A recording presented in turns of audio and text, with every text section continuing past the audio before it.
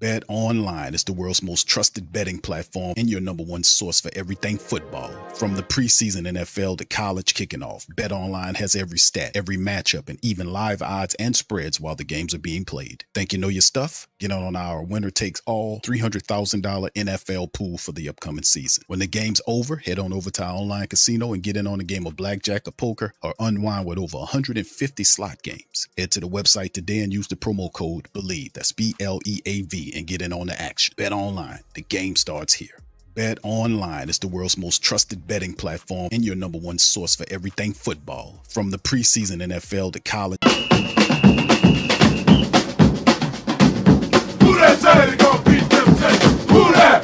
Who that? Who that say they gonna beat them Saints? Who that? Who that? Who that say they gonna beat them Saints? Who that?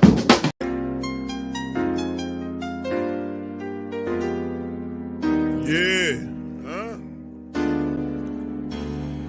Boogie like Benson, I'm a who that. I'm a who that. Long as I'm living, I'm a who that. Lose or winning, I'm a who that. Sports Coma, yeah, this is where we do that. Where we do that, where we do that, where we do that, where we do that, where we do that. Boogie like Benson, I'm a who that. I'm a who that. Sports Coma, this is where we do that. Where we do that. Welcome, welcome, welcome. Somebody please better help. Running this thing like Elf. I thank God every day I'm not a felt. Go to YouTube Live with Big Q and the guys. If you ain't ride or die, the bandwagon get flipped. Been marching in, that was way for the ring. I was yelling out your shame for the championship. Bucking on town, duck down. Falcons, pluck, get shut down. Panthers ain't much touchdown. The vision really belong to us now. So much hate on the Saints, you could probably tell. Ever since Bounty Gate hit the NFL, when things seem fishy, then you probably smell the crooked referees or Roger Goodell. Yeah, running like this, and I'm a who that. Every day I'm living, I'm a who that. Lose or winning, I'm a who that. It's the Sports Coma, this is where we do that. Where we do that, where we do that, where we do that, where we do that, where we do that. Boogie like this, and I'm a who that. It's the Sports Coma, this is where we do that. You're listening to the Sports Coma with Big Q and the guys on the PRO Media Network.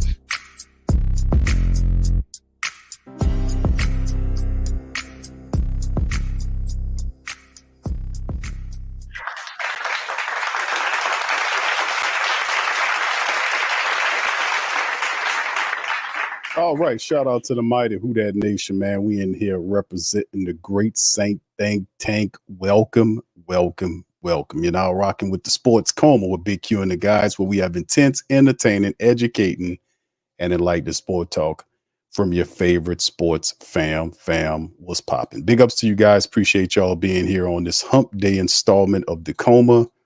Much love to you guys. Appreciate you.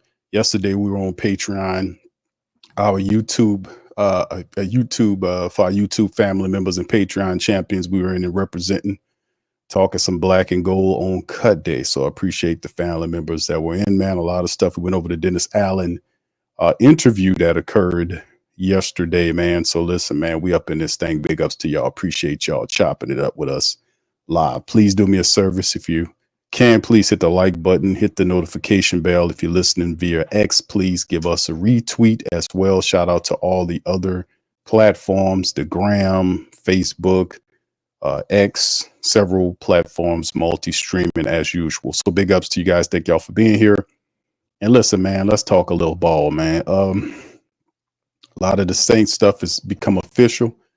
We're going to go over some of this stuff, man, kind of hash it out, man. And we're going to start with the transaction alert momentarily. So big ups to everybody, man. Big ups to you. I see y'all, man.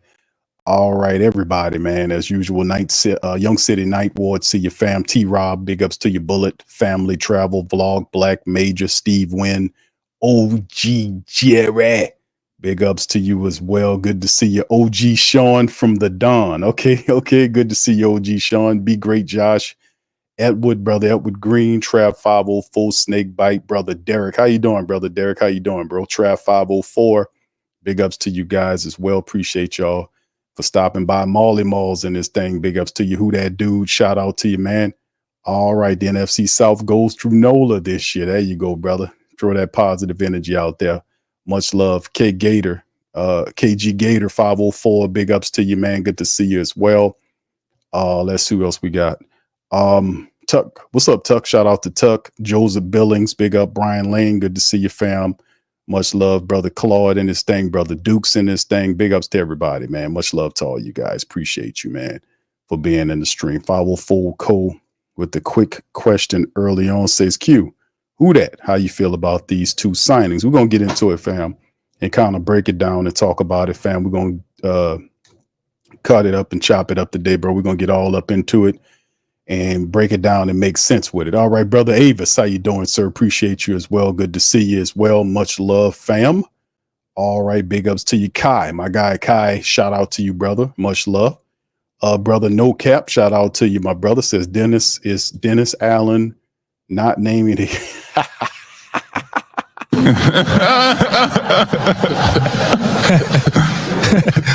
I know y'all fingers sore from me always asking you guys to hit the one button. But you know what I'm going to ask? You know what I'm going to say, right, fam?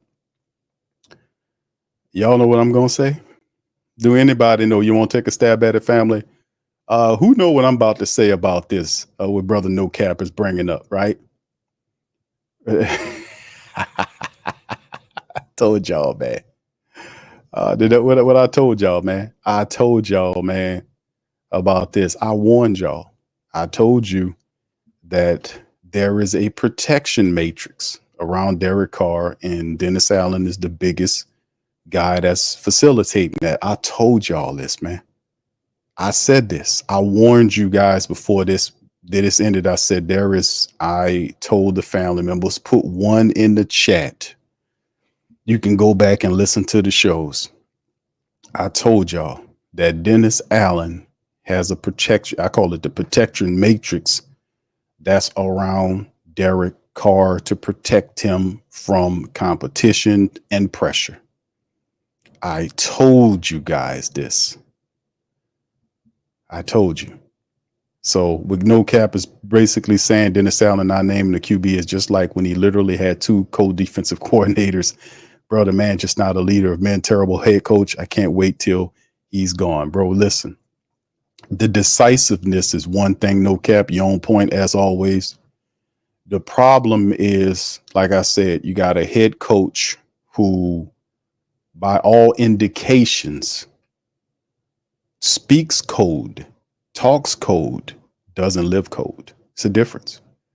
If you're a person that's about code meaning you're living your life in a way where you're not impacting or getting any negative karma, meaning you're not harming anybody else.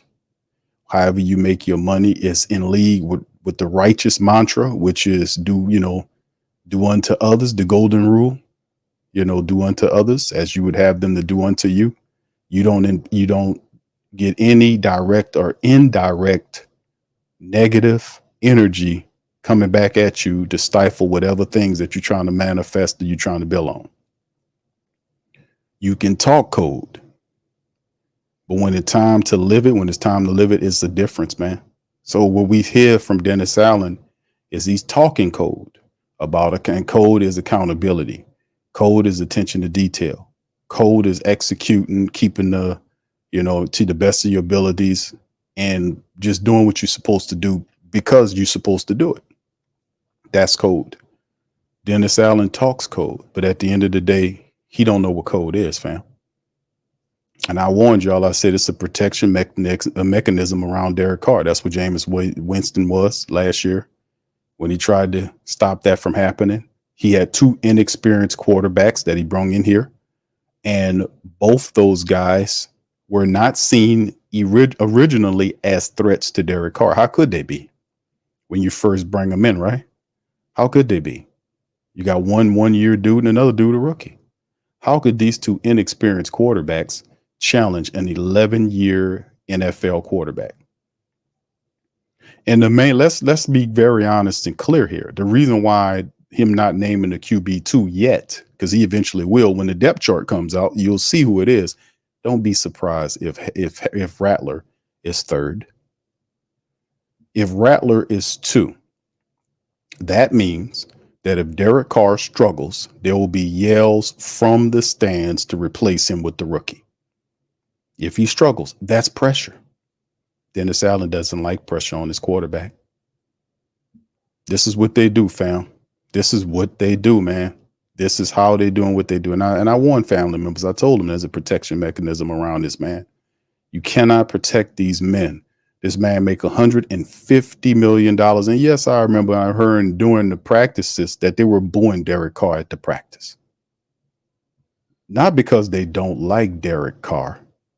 Because if Derek Carr doesn't step his game up and take the Saints to the playoffs, 150 million, that's the thing to keep passing on about this like of Carr thing. You have to produce. They didn't bring you here to be a 9-playoff team. You have to perform. And of course, he's not doing this by himself, but he's the head of the team on the field at the time, which is he has to operate. So they're trying to protect him. That's why you don't got the call on who the QB is. There is no competition here to think about. I heard the press conference. I played it on Patreon last night with Dennis Allen talking about these guys are still competing. Competing for what? What are you talking about? There is no more competition. Rattler outplayed Haener in the preseason. He outplayed him. We're not talking about practices because you practice for the game. When they got in the game, who performed and who did not? Rattler stepped up. He had 2 touchdowns in the game. He was moving the ball in the same damn unit that Jake Haener couldn't move the ball with. He was throwing touchdowns to the same people that Jake Haener couldn't throw touchdowns to. So there is no competition. The reason why this is like this is because this is his clumsy attempt to protect Derek Carr from pressure. And I do hope that he does come out with the depth chart, because eventually it's going to come out with Rattler at number 3. I sincerely hope he does do that, because that would fully expose what this is about. It's a protection mechanism around Carr. It's what it is. And that is the problem. That's what I've been saying. You could talk code all you want. You got to live code. Thank you, No Cap. Appreciate you, brother. But yeah, man, this ain't nothing new, bro. I've been doing this, bro.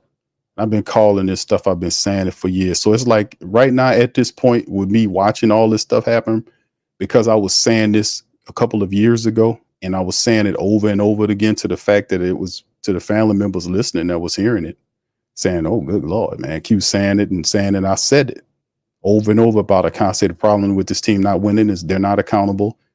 They're not paying attention to detail. They're not studying film correctly. How are they telling you he's studying film, but he's still staring down one side of the field? And then he keeps doing it the week after that, and the next week after that. How you call yourself studying film and practicing? What are you practicing and studying if the guy keeps doing the same thing? Now, he might not realize it because that's bad habits, and he carried over from the Raiders, which is why it's difficult to have a older quarterback that has 11 years worth of what you would call bad mistakes that you as an offensive coordinator come in here and say, we got to speed him up. They didn't say he's perfect. Well, they might have had some lip service, but the coaching doesn't imply that we don't need to do much with him. He's good wherever he is. They're not saying that at all. They're saying he's playing too slow. They didn't use that verbiage, but what they said to the opposite, which is basically, we got to speed him up. They talked about getting his footwork wrong. What's wrong with his footwork? Didn't he have good footwork? Not according to the offensive coordinator. When they talked about his progressions, because they talked about that too. What's wrong with his progressions? Doesn't he progression correctly? They talked about speeding him up in the offense. And they said, well, they have offenses have different speeds. Last year's Saints offense, all offenses does have, well, it's a timing mechanism, but most of the time, if you can move fast, you can save yourself some time and pain, and holding on to the ball for 5 seconds in the pocket will get you killed, which is what happened to him. So it's really ridiculous, but I sincerely hope, really I do, that Dennis Allen does place Spencer Rattler as the third quarterback. Then you will see the obvious hypocrisy of what they're doing. It's a clumsy attempt to protect Carr from pressure. You can't protect a $150 million quarterback from pressure. It's just asinine, man. But like I said, at the Sports Coma, we keep it real, man. And I've been saying it. Like I said, it's a long movie to me. Like it's a movie that I've seen like 3 times already, maybe more. So like I said, you could talk that code stuff. Now it's time. It's time. It's time to produce. It's time to produce. So you don't have to worry about wishing him gone. If he's the truth, he'll make it. If he's a lie, he won't. That's how it is. That's what we are. All right, big ups. Thank y'all, man. Appreciate all y'all for being here. Kevin, I see you, brother. Jarrell, L Dub, big ups. Jake, I see you, fam. Appreciate you, man. Yeah, this is what we do. Saints for life. Good to see you. All right. A black preacher, man. Salute to you, sir. Appreciate you. My boy Danicus. Shout out to you, bro. Appreciate Thank you, Danicus. All right, Trap Star. Big ups to you, Alex. He said, how Kalen got hurt. He has some type of calf issue that happened at practice. I want to say going back. And that's why this tackle is here. We're going to cover that, fam. Dark Side is here. What's up, Dark Side? How you doing, fam? See, I don't think it has anything to do with Carr. If DA would have never drafted QB, I believe it's more about Hayner. I don't think it's about Hayner, bro. If you watch the practices, you got to understand Rattler beat him out in practice. That's what it's about. Now, if you were really feeling that way, then you would have kept your veteran quarterback. Remember, this wasn't a knee-jerk reaction. That's what I'm saying, man. When you talk about Saints, man, and movements, I pinpoint call this stuff out. They released Nate Peterman. Now, Nate Peterman wasn't really showing anything anyway, but they brought him in because he was a veteran quarterback that Derek Carr was familiar with and Dennis Allen was familiar with. Peterman was with Carr in Raiderland. So they didn't go out and get any other veterans. They had other veteran quarterbacks that were better than Nate Peterman. But they brought Peterman in here as a veteran to sit behind those guys just in case. They released Nate Peterman. What was it? A week or two before the preseason? What was it?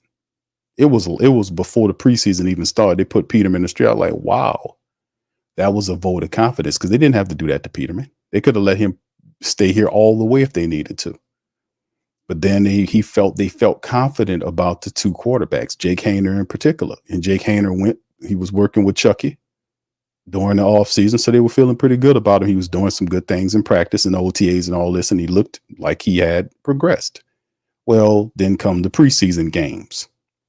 He looks good in practice, but can't turn it on in the preseason. They gave him multiple chances. The rookie Spencer Rattler did. And you had a guy that had a full year in the NFL to get used to the NFL speed and the game. And he was outplayed in preseason by a rookie noticeably. It wasn't even close. It wasn't even close. But in the end, we'll see if it's all true, fam. We're going to see if it. I sincerely hope you're right, bro. But we'll see. All right. Big Vela says, y'all got to stop booing Carr. Season has started. Give him another chance. We got to stand behind our guys. I agree with that, Big Belly. But, like I said, it's that they were booing Carr in practice. Not because he was there. Whatever he was doing caused them to boo. It wasn't just booing Carr off to the side. That's the thing, man. You get what you get. You get what I'm saying, man? Listen, life here, bro. Life here, besides all the bullshit the government doing with people coming from the country, other countries, that's a trap anyway. But in the end, nothing is free. Ain't nothing is given without a price. Understand this. I'm gonna talk about this on Patreon too, on Q with Big Q coming up, because I think it's about time for me to get them shows going again. Nothing in this society is free. Everything comes at a price. Nothing is earned. Nothing is given. Rather, how about that? You got to earn it. That means respect. That means love, which is respect. Let's get this very clear. Here come game. This game time now. Respect is what most people want. Majority of people that are in their right mind want respect because respect is love. Right? You got to earn that. Ain't nobody giving you nothing. You got to earn it. I had to earn respect from my peers, from you guys, by putting in the work and keeping it real and saying the things that was not popular to say. I had to do that. I had to keep it real. When it wasn't popular to keep it real, to tell the truth to the best of my ability. I had to earn your respect. I had to earn it. And your respect is worth doing it for. Come on now. But that's the same thing. I don't ask no man or woman to walk a path that I didn't walk. You get what I'm saying? How could I? I would be then a hypocrite to tell you to do something that I didn't do. I'm speaking from a point of experience. You have to earn it. So there is no fairer.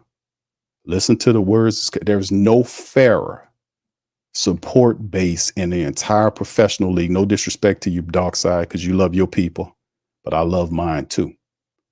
There is no, in my opinion, stronger support base than the Who Dat Nation. The Who Dat Nation had 20 years of funk and destruction before they finally got a win. And they hung in there with that team for years. And finally, because of their support and their influence on the team, that they finally got right and started making this stuff happen, because we got tough on them. You got to do that. But for Derek Carr, I like Derek Carr as a person. But Derek Carr as a player has to do better. And not just Carr, but the entire Saints team. They done missed the playoffs for 3 straight years. And people's patience is very thin. And then, of course, the Saints don't really help either, brother. The Saints are running around here. Mickey Loomis telling people they're not qualified. And they got some stupid ass people that say, "You're right." No, he's not right. It's a child's game. Anybody can talk about a child's game. So just because you never played football before, you can't talk about it. What about our ladies out there? Some of our ladies never played football, but they might have thrown the ball, but they never played football like in high school and none of that, because some of that stuff didn't exist. So they can't talk about it. They're not qualified to talk about football. Man, some of the best opinions I see coming out of here be coming from our women. They be talking scheme and philosophy and all that stuff. So, that was dumb. And he says stupid shit all the time that I check him on. All the time on the Coma. I don't care. You're not going to sit up here and talk reckless to us, even if your dumbass bosses don't check you on it. I'm going to check you on it. So, I mean, that's what it's about, man. But in the end, you got to earn it. All my young people out there, you got to earn it. You got to earn it. But anyway, let me get into some of the news. Much love to y'all, man. Appreciate y'all for hanging in the stream. I just wanted to say that. I got to say that, man, because sports is life. Sports emulate life. And in the end, man, like when people come down, you got $150 million bag, my brother. You got to step up and show, because we ain't playing that down here. We wants to win, and we want to win. We deserve to win, and we ain't taking no shots. That's like with if you got a high standard in your family, like it's some old girls. Here I go with that old girl talk. If it's some old girls that you know you ain't supposed to be messing around with, you mess around and marry the wrong old girl, or you mess around on some fun time with the wrong old girl, you're going to pay for that for the rest of your life. Same with my ladies. That's what I'm saying, man. There's standards here. That's a part of the code. You don't mesh with people or people that don't uphold the same standard of you. And if they come and they don't understand what that standard is, they'll be rudely introduced to it, because we expect much here because we put in much. Anyway, let's move on. Let's hit this stuff, man, and get it going. Transaction alert, man. I promise y'all put y'all questions out. I promise I'm going to get to it. A lot to talk about tonight. Transaction alert. General Mickey Loomis. Oh, yeah, here I go. Announced today that the club has signed 16 players. This is a 16-player practice squad. Jonathan Abram, Ugo Amadi, Kevin Austin Jr., Millet Bradford, Josiah Raheem, Mason Fairchild, Kyle Hergel, Kaliki Hudson, Michael Jacobson, Jacob Cabody, Nico Lalo, Shane Lemieux, Charlie Smith, Isaiah Stallbird, Equimius St. Brown, and Kendall Vickers are all on the practice squad. This is pretty much all of the guys that were playing during the preseason. You got them all back, all of them guys, except for Monty Rice. Monty Rice is not here, but you got Kaliki back. You got Kendall Vickers, who did pretty well. You got Jacob Cabody, who had the 2 touchdowns in the game. Josiah Raheem, the 7th-round pick, is there. Jonathan Abram and Ugo Amadi are there if you need them. So we got a pretty solid group of players on our special teams, pretty solid. Even Equimius St. Brown's there. But like I said, man, this is our practice squad is formed. The Saints announced it. And, of course, some other moves were made as well. Hold on, give me just a second, fam. Let me get those keyed up, too. I got a dumb ad. Let me get rid of that ad first. There you go. All right. And then, of course, this shout out to John Sigler, man, and the Saints News Wire. They dropped this scoop right here. Saints swap draft picks in the trade for Washington defensive tackle John Ridgeway, which is this guy. Look this guy up. I'm familiar with this dude. He had some time with the Cowboys. Actually a pretty stout defensive tackle right here. This is a pretty solid trade for the Saints. Let's get into the trade. All right, Saints recently were tasked with managing a calf injury to Kalen Saunders and figuring out who they had to use to replace him. So the Saints, a few weeks out from the start of the season, they decided to add another piece to the mix in the trade with the Commanders for defensive tackle John Ridgeway III. Ian Rappaport first reported it. Adam Schefter reported that the compensation will be a pick swap. The Saints' 2025 sixth-round pick is going to the Commanders in return for Ridgeway and a 2025 seventh-round pick. So there you go. Ultimately, the pick up is a solid one, as Ridgeway ended up 31% out of the Commanders' defensive snaps for his first 2 seasons, 280 of 356 per snap per year, as well as 18% and 21% of the special team snaps. He has an immense size as his position, 6'5", 321 pounds. This is a big guy here. And to be honest with you, that's the type of interior menu that you would need defensively to dam up the run. So you got a big guy like this, 6'5", 320 plus. And I was looking at tape at him, move pretty good, man. So this is not a bad move for the Saints to empower the interior unit with Kalen Saunders dealing with the calf issue. Because at first you thought it would be Vickers, who played well, but the Saints say, let's level it up a bit. Right? Not bad. Ridgeway was his 5th-round selection in 2022 by the Cowboys before being waived and catching on with the Commanders. Instead, he started 6 games for them and played in 32 game matchups, primarily being used in run blocking packages. That's his best attribute. And Pro Football Focus has credited him with 29 run stops and a dozen quarterback pressures through the first 2 years. We'll see if he ends up getting much run time in the coming weeks, as Brian Bursey, Christian Boyd, Nate Shepard all also look for additional snaps as well. The depth chart will change, but at the moment, the Saints are also have Kendall Vickers on the 53-man roster. So there's been some movement, and we'll get the official roster. I checked the Saints website. They don't have the updated version of their depth chart right now, and I kind of expect them not to do that until we get close to the season, when they're mandated to kind of throw their stuff out there so we can see what they're working with. And that's when you'll see people waiting to see where that quarterback will fall. But in terms of Ridgeway III, not a bad pickup for the Saints. They understand that having Colin Sanders hurt like that, and they needed somebody with some experience that can help fortify the line, man. And this is not a bad move, man. It's not a bad move at all. What's up, T Dirty? Shout out to you, brother. So yeah, y'all, matter of fact, let me put this in the chat, fam. Give me a second here. Let me put this in the chat here. And let me give you the grade. Let me let you guys see what y'all think about this. Give me a second. Let me get it set up here. I'm going to put this poll question for you guys, and y'all let me know what kind of grade do you give this move by the Black and Gold. I was supposed to do this early on, but I kind of was doing some.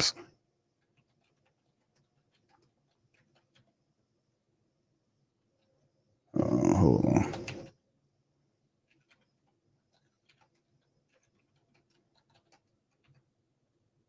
John.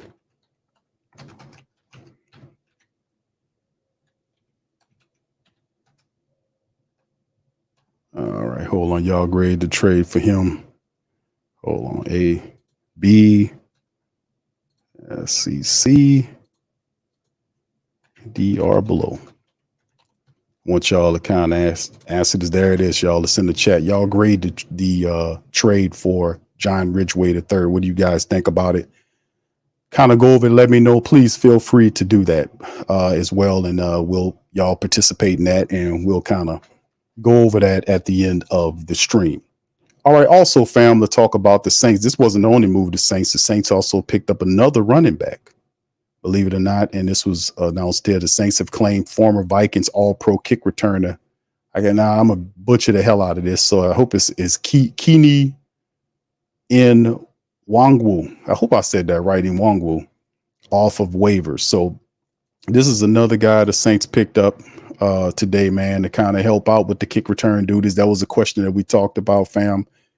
And shout out to Crest City Sports. Saints have claimed former Vikings running back and return specialist Kini Nwangwu off of waivers. Now, he's 26 years old, out of Iowa State. Enjoyed a standout 2022 season, earning a second-team All-Pro nod as a return specialist and scored 2 of his 3 career kickoff return touchdowns. He's 6'1", 210 pounds, has just 27 carries and 6 pass receptions in 3 NFL seasons. In New Orleans, Nwangwu will reunite with New Orleans Saints offensive coordinator Clint Kubiak, who served as the Vikings play caller during Nwangwu's rookie year in 2020. The Saints currently list 4 true tailbacks on their 53-man roster. That's AK-41, Jamal Williams, Jordan Mims, and now Kini Nwangwu, along with the versatile Taysom Hill, who saw carries as a running back in the preseason. So there you go, fam. That's another guy, the Saints. So the Saints, not only they getting busy, they get a return guy there to help out. And I'm pretty sure you'll see Mr. Nwangwu, and I hope I said saying the man name right, but you'll see him, perhaps him and Jordan Mims, because we've seen Jordan Mims return. You know, we also have Mason Tipton, who can help out in that department. So perhaps the Saints are looking at using a combination of these men when it's in the return game. You know, you don't want to see too much kick return in it with Rashid Shaheed, who's a guy that usually does that. We don't really want to see Rashid Shaheed returning no goddamn kicks or punts. Let's just keep it real. We need him for more important duty as a starting wide receiver there, catching touchdowns, you know, from our quarterback, Derek Carr. That's what we want to see, or on the handoff, whatever the case may be. But, you know, Nwangwu and Jordan Mims, who's returning it and doing a pretty good job during preseason. Tipton also can help in that role, and perhaps another player they'll throw in there to kind of create a spark if they need to. But these are some of the guys right here that the Saints have. So, like I said, it's not bad movements with some of these guys that the Saints are picking up as well. All right, so anyway, let's keep it moving along, man, here. As the Saints had several big names return to practice, including cornerback Marshawn Lattimore. We getting ready. NOLA.com, shout out to you guys. Appreciate you. Math Paras says the Saints open practice Wednesday with Drowning Pools. Bodies, you know, the metal song that goes, let the bodies hit the floor over and over, blaring over the speakers. But for the Saints, the more significant news was the bodies that returned to the turf. Cornerback Marshawn Lattimore practiced for the first time since suffering a hip flexor. That's very positive. And that wasn't all. Wide receiver Rashid Shaheed, foot, and cornerback Kool-Aid McKinstry knee were all participants in the portion of practice open to reporters, bringing the Saints closer to health ahead of their season opener September the 8th against the Carolina Panthers. The Saints aren't completely healthy, however. Defensive tackle Kalen Saunders, who has a calf issue. Guard Nick Seldavaris has a calf issue. Linebacker DeMarco Jackson, calf. Tight end Dallin Hawker, ankle. Linebacker Jalen Ford, hamstring, were absent when the Saints participated in stretch and individual drills. With training camp now over, the Saints and other NFL teams only allow reporters to view a limited portion of practice. Nevertheless, it was still encouraging for the Saints to get back to several significant contributors in Lattimore, Shaheed, and McKinstry. Lattimore, for instance, has been sidelined for almost all of camp. His month-long absence marked another injury for the 28-year-old who missed 17 games over the last 2 seasons with various ailments. Shaheed, meanwhile, hadn't practiced since August the 16th. It was Shaheed's second injury of the training camp, as he missed more than a week with a hamstring earlier this month. But the Saints were confident that the wideout had avoided serious injury, Coach Dennis Allen said. As for McKinstry, the rookie's return to practice puts him on track to be available for the opener, just as reports suggested he would be after he hurt his knee in the August 18th loss to the San Francisco 49ers. So there you go, fam. This is really good news to hear. The black and gold, because we haven't seen Marshawn since the hip flexor. The reports was he'll be fine, as we've seen here. Rashid Shaheed, also the same thing. Kool-Aid McKinstry, seeing him kind of gimpy in that game, seeing him good. But like we're saying, the Saints understanding that Kalen Saunders is probably going to miss more than a few games. That's why they traded to bring the big guy in here, John Ridgeway III, traded to bring him in here as to kind of absorb a potential loss of him, mixing him in with that rotation. So not bad at all. So we get our guys back and ready to play. So our secondary is whole. Our secondary is whole. It's whole. We get Shaheed back. We're looking good, man. So let's just keep this good energy going. And of course, fam, let me give y'all a look at the unofficial depth chart, man. This is provided by our lads, man. And the Saints are not updating their stuff, but this is pretty much what it looks like right now. The 53-man roster. As you can see, quarterbacks here, Derek Carr, Jake Hayner, listed as third with Spencer Rattler. Second as in Spencer's third here. This is unofficial, though, by the way, like I said. Running backs, AK-41, Jamal Williams, Jordan Mims, and Kini Nwangu. I'm sorry, fam. Fullbacks, Adam Prentice. Tight ends, Juwan Johnson, Foster Moreau. They got Taysom Hill as a tight end with Dallin Hawker. Then you go up here to the wide receivers. You see Olave, Shaheed, A.T. Perry, Mason Timpton, Cedric Wilson Jr., and Bub Means. Six guys. The backup lineman got Tali Faaga at the left tackle position, Patrick Lucas, McCoy, Cesar Ruiz, and Trevor Penning. And then the guys behind them, Landon Young, Nick Saldiveri, Ali Udo is there. Three guys. We still monitoring to see if something, because there's still a lot of time between now and when things really matter for the Saints to start making some moves. Are a couple of these guys going to come off of here? I think so. Like they got some of the guys that are going to come over here. Perhaps some of these guys are going to end up on a list or something because they're not good to go. We'll see, because there's still a little time for the Saints to make some moves here.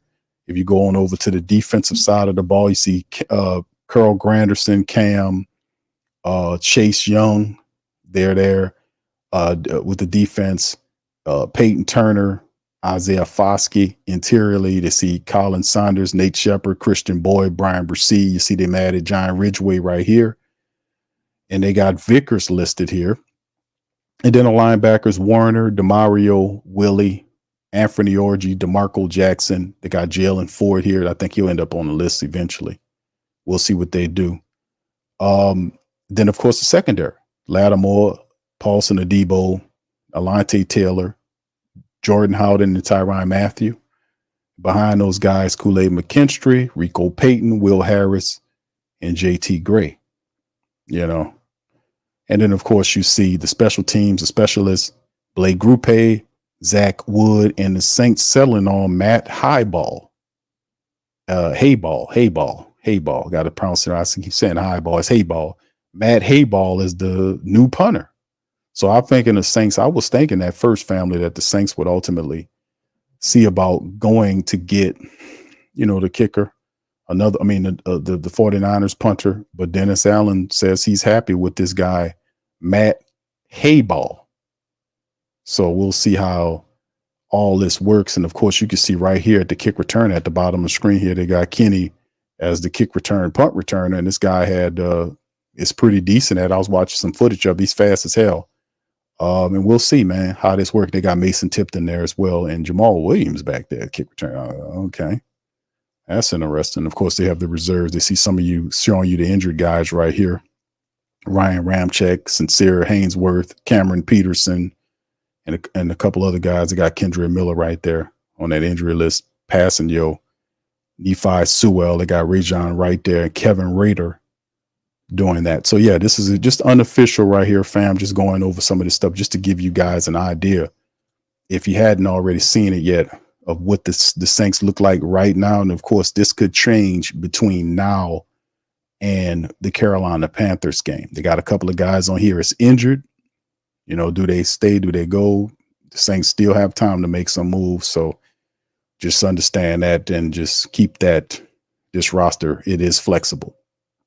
All right.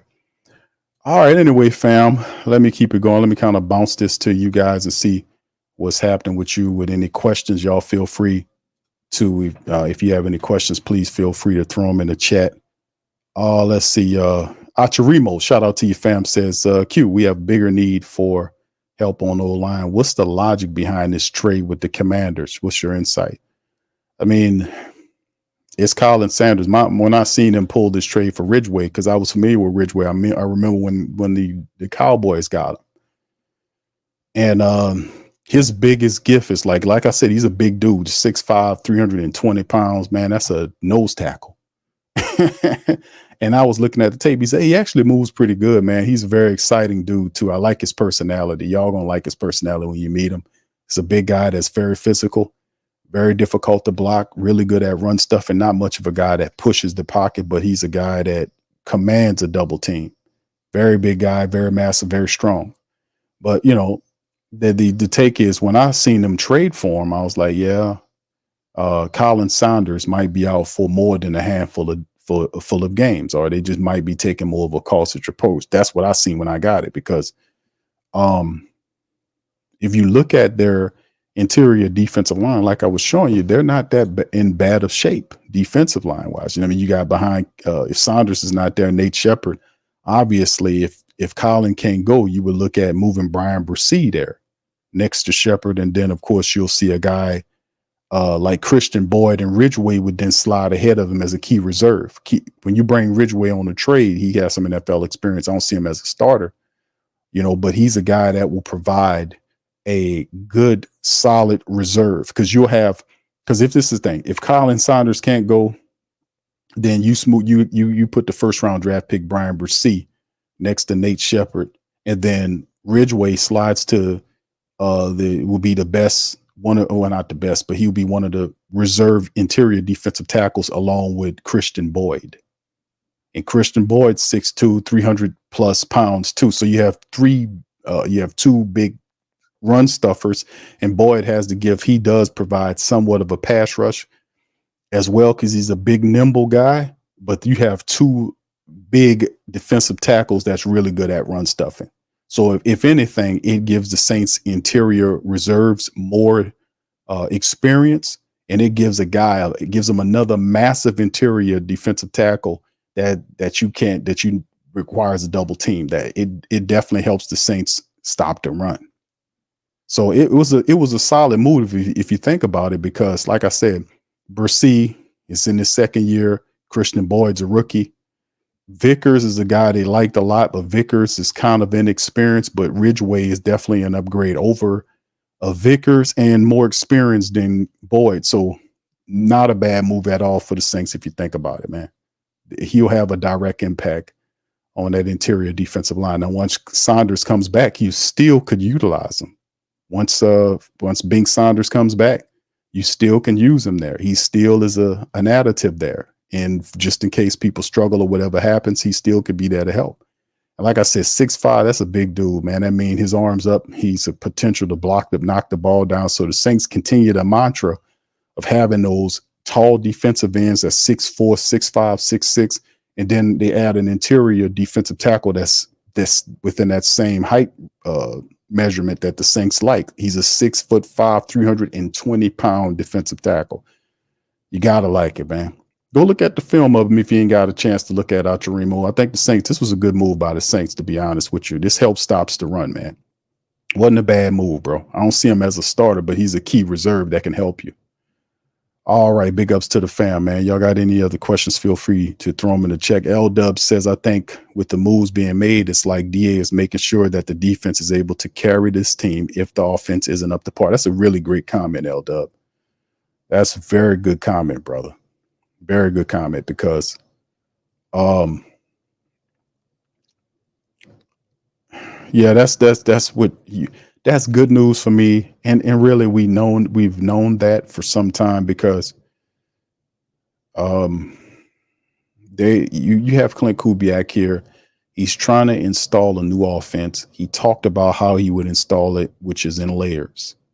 And you introduce the players to this amount, then this amount, and then over time, you try to give them the rest of the game, because it's a system that requires great discipline and constant repetition to get it, because the offense has to be very disciplined so that they don't tip their hat to the defense. Like every play designed is every pass is supposed to look like a run play initially before you snap the ball. So in order to do that, you have to operate with a lot of defense. It's a lot of moving parts going on. And as you watch the 49ers offense, or even the Miami Dolphins version of the offense, which is a lot more free flowing, we don't know which kind of Saints version of this system we're going to get. I guess the best we can do is look at what the 49ers had, because that's where he was last year as a passing game coordinator, and look at what would be his interpretation of this style of system in New Orleans. What would it look like? So I know from watching the system for many years that I know it's a lot of movement. It requires a great deal of discipline to run it, because the defense is going to be looking at you to see if you do anything that can kind of tip your hat to show them, oh, it's going to be this. The offense's idea is to be uniform. Everything looks like everything, and then when you snap the ball, it's a pass. Oh, everything it's uniform, and then you don't know if they're going to run until they actually run. That's a benefit. It's a great benefit, but it also the quarterback be supposed to be looking at the defense to see what the defense is going to show. So it forces the defense, a dumb defense, to expose itself so that you take advantage of them. So it's a very intricate system, and it requires a lot of thought and discipline. I just don't know, what it would look like here. The best example of it is the 49ers, what we've seen. But then again, it might, look something like something else. We don't know until we actually get it. But yeah, that's the idea. The defense has to get to the quarterback. The defense will have to create turnovers on the short field. That's the idea, right? And the Saints initially will have to run the football to set up the play action before the next layers of that offense Clint Kubiak feels comfortable with showing those guys as the season unfolds, because they're supposed to get better as it goes. So a lot of that's yet to happen, as you'll see as each week goes and more practices happen and the Saints start winning, or making mistakes and figure out what they need to do, that they'll get more comfortable with it as we move forward. So it'll be interesting just watching to see how it looks. But still in all, we expect the offense is good enough to run the football. The offensive line should run the football. We have to do what we got to do. But I'm thinking the Saints defense is going to be very good this year. I think so. All right. Thank you for that, bro. Brother Duke says, to your point, Q, exactly. They're viewing our division as 9 contenders. We have missed playoffs the last 3 years. DA Carr has to step up. NFL game has Carr ranked outside top 15. Yes, indeed. And I seen shout out to Jim Kev. Kev took a screenshot of Rich Eisen picked the Saints to be dead last in the NFC South. Listen, I'm not crazy about Dennis Allen. And I can give you reasons why I don't like Dennis Allen. I don't like how he did the team last year when he threw him under the bus and apologized to the Falcons. He didn't even have to. None of that should have happened. He should have kept that to himself, took the blame for it, took it into the locker room. That's it. And then later on into the summer, when they say, what happened, Saints that should have been a story like that. None of that should have happened at the end of the year. He got up there and told on them. That's what happened. People didn't like that. You can't play for a guy like that. Then in a matter of months, you then have to rebuild your image like you're the cool coach and come out and say, let's do it all again. It don't work like that, man. That's like that old girl cheating on you right here. I go with that old girl. That's like that old girl cheating on you. And then 2-3 months later, she like, hey, big head. I'm good again. No. Oh, no, you're not. No, it don't work like that, baby.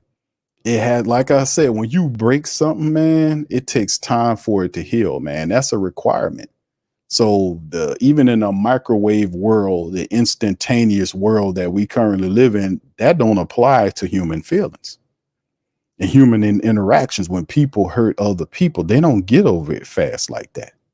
You know what I'm saying? It just doesn't work like that. That's one thing that reigns true, that it still takes time, regardless of how fast the world moves. Now, if you taking that old boy back or that old girl back too soon, then you got to make them pay for that. And what I mean, make them pay for that is keep them out of your presence. That's punishment to them. Keep them away from you. Keep them away from you, man. Make them understand. Me personally, I wouldn't take their ass back, but If you feel like, it depends on how you look at it, man, or how you feel about it. But in the end, like I said, man, it's a cost for everything you do. If people thought that way before they did this shit out here, then things wouldn't go like what it's going. I'm telling you, you got to value people. And that's the problem with people nowadays. Ain't no value on people. They think they can just do this and then it's all good. You can throw the team under the bus and 4 or 5 months later, we all good. Here we go. I'm the cool coach now. You won't play a game of Uno? Nah, brother, it don't work like that. You can stick them cards where the sun don't shine. You got to earn that. Like I said, you can't fault people for telling you, hey, you got to earn that, man. Let's just draw all our support. No, it has to be earned. You know why? Because we did that already. And that's why people are upset, because you're not meeting the standard. People are not upset for no reason. It's like, I don't get it. Some people are here, some people aren't here, but it doesn't work like that. When you let your support base down, then blame injuries or whatever you were saying, because they do this shit every year. No, it's stuff that you got to do to make it up. That's why the show me thing is so big in Who Dat Nation, because we've heard all the slogans before. And at the end of the day, all that we need to see is winning. We have to see winning that ends with a playoff, because that's where we're supposed to be. So anyway, I'm just saying, man, as crazy as the world is, isn't that something, family? As crazy as the world is people still need time to heal. So don't be going out there doing something to somebody that you care about, man, thinking that you can find something. Man, listen, man, don't you do it. Stay on your side of the grass. Stop being foolish. All right. Let's see. Cartel says, yeah, she nice, but we need a real number 2.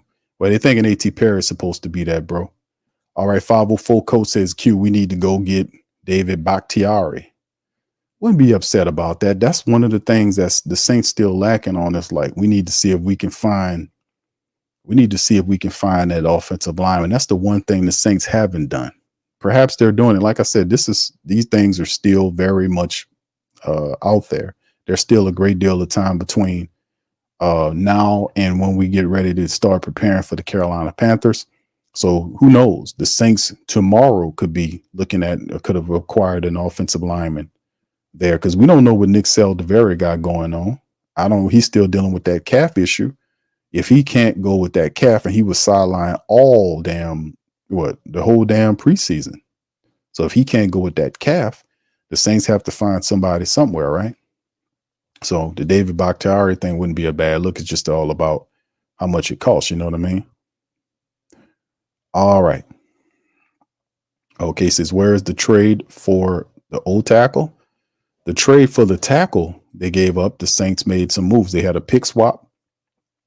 The compensation will be a swap. The Saints gave the 2025 6th-round pick is going to the Commanders in return for Ridgeway and the 2025 7th-round pick. So that's the trade the Saints gave up. So to get Ridgeway, who will be a key reserve for the Saints gave up a next year pick, 2025 6th-round pick to Commanders in return for Ridgeway and a 2025 7th-round pick. So basically the Saints just gave him a 6 for 2025. The Commanders gave the Saints a 7th and Ridgeway, which, if you think about it, that's not a bad trade for somebody that'll be a key reserve for you. All right. Jamin says what's up? Jamin says he had a nice preseason, moving everything in front of him, drawing double teams. English says must win game Sunday Q for a lot of people. And let me caution y'all. And like I said, I'm gonna probably more than likely end up we're gonna bring Dave and Rashad, man, from Panthers Nation podcast. That's my brothers. We're gonna bring them in here so that we can kind of go over the game, because when we did the NFC South Roundtable, and if you guys hadn't had the opportunity to see the NFC South Roundtable, I promote you to go and take a look at it, because we had a lot of fun. We doing them for years now, and it's very fun. It's very fun because they're diehards representing their squads. We're diehards, and we got a good chemistry between us. It's a lot of some jokes, and it's fun, man. We learn about each other's team. It's just it's fun. I love those NFC South roundtables. I know you guys do. Y'all have been telling me about it.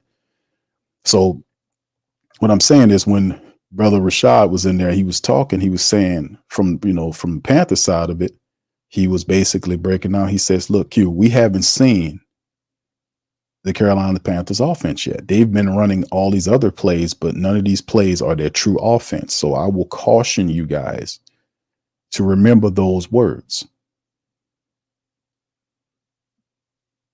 I've said the Carolina game before, the Dallas road game could be a trap game if we looking over Carolina at Dallas, because Dallas is our second hated rival. Atlanta obviously is our most hated rivalry. Dallas is the second one. So could we be looking over the shoulder of the Panthers at Dallas? That'll get you beat. Also, like I said, we don't know what they're going to do. So whatever they're going to do, we're going to learn about it in the first week, and we'll have to adjust to stop it, which I have confidence in there because the Saints defense is going to be very good. So I have faith in my defense to stop the run. I have faith in my defense to put pressure on the quarterback and to adjust with Demario Davis in there. We got a high intelligence with Demario, Tyrann Mathieu, Marshawn Lattimore. So we got players and Chase Young is there with Carl Granderson. We got guys at every level of our defense that's intelligent, smart, that should get after you.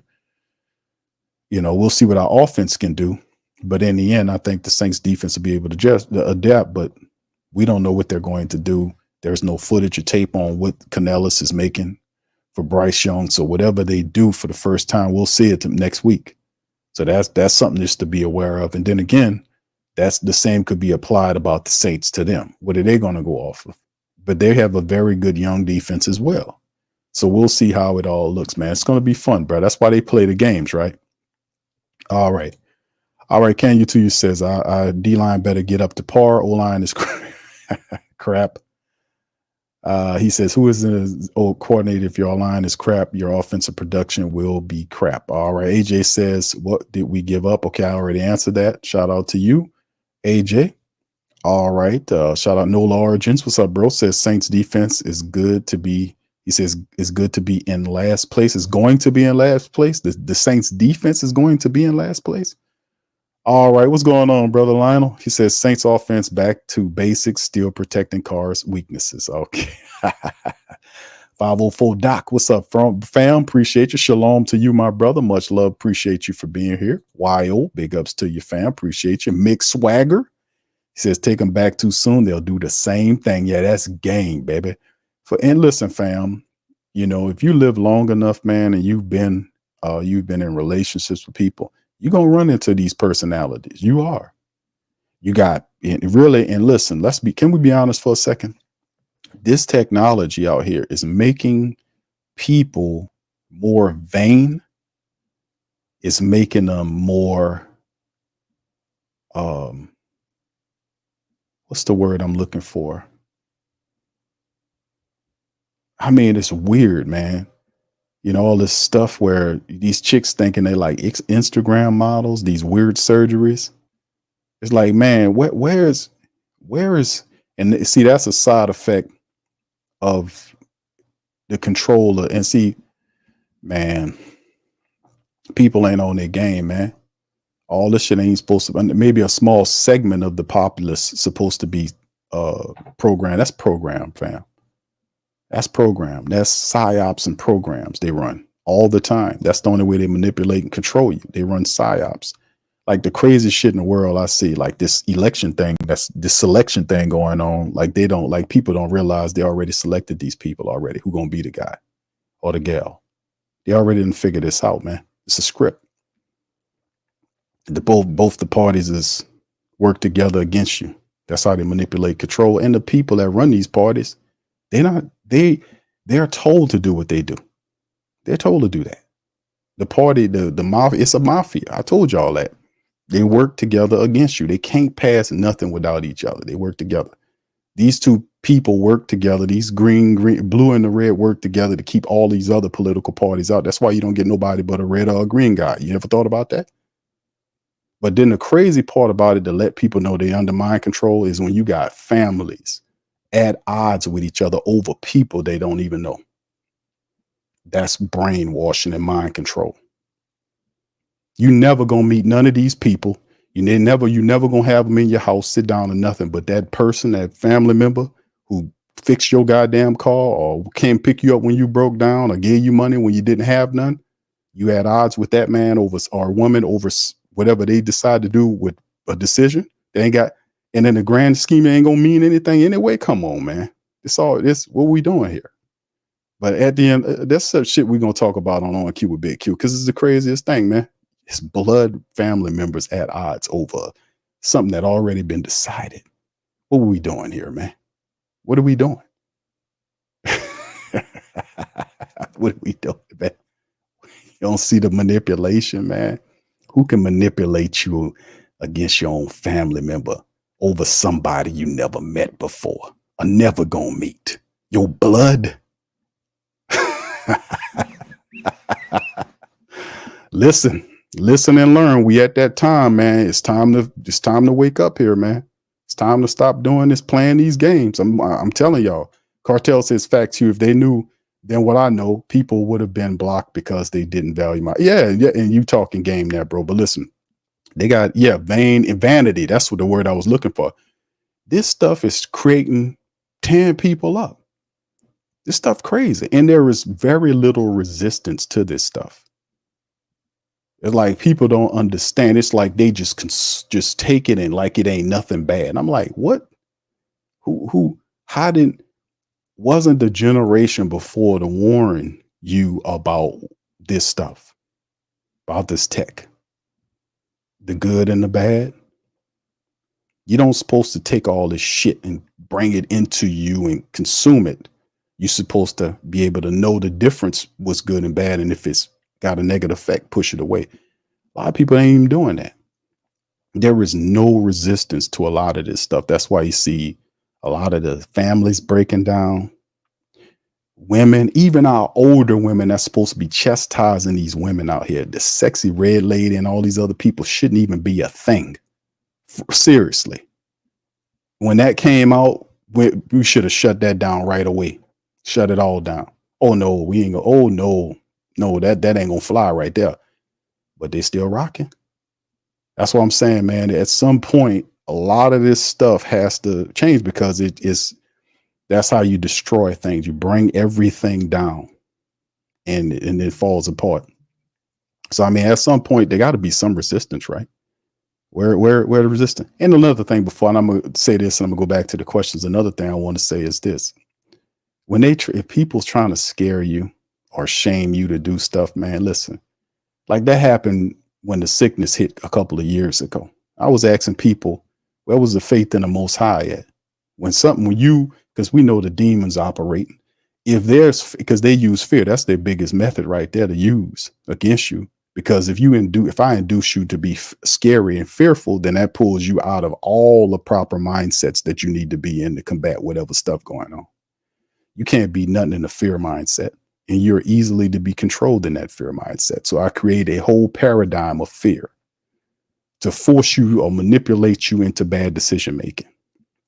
Man, if that is indeed the situation that's going on, and it is indeed the situation, then where aren't you now in your spirituality? Why aren't you in your spiritual bag? Why aren't you meditating and praying and talking to the Most High to reassure you? You should know better to know that no politician can save you in this world. You must save yourself. And that happens, if you was in your spiritual bag, you would know that. Just saying, man, I'm going to leave that alone, man. I'm just letting y'all know that foul play and manipulation is happening right now at a grand scale, and we need to resist that. All right, Pelicans Nola says, Q, the only one be hating is them rise up fall.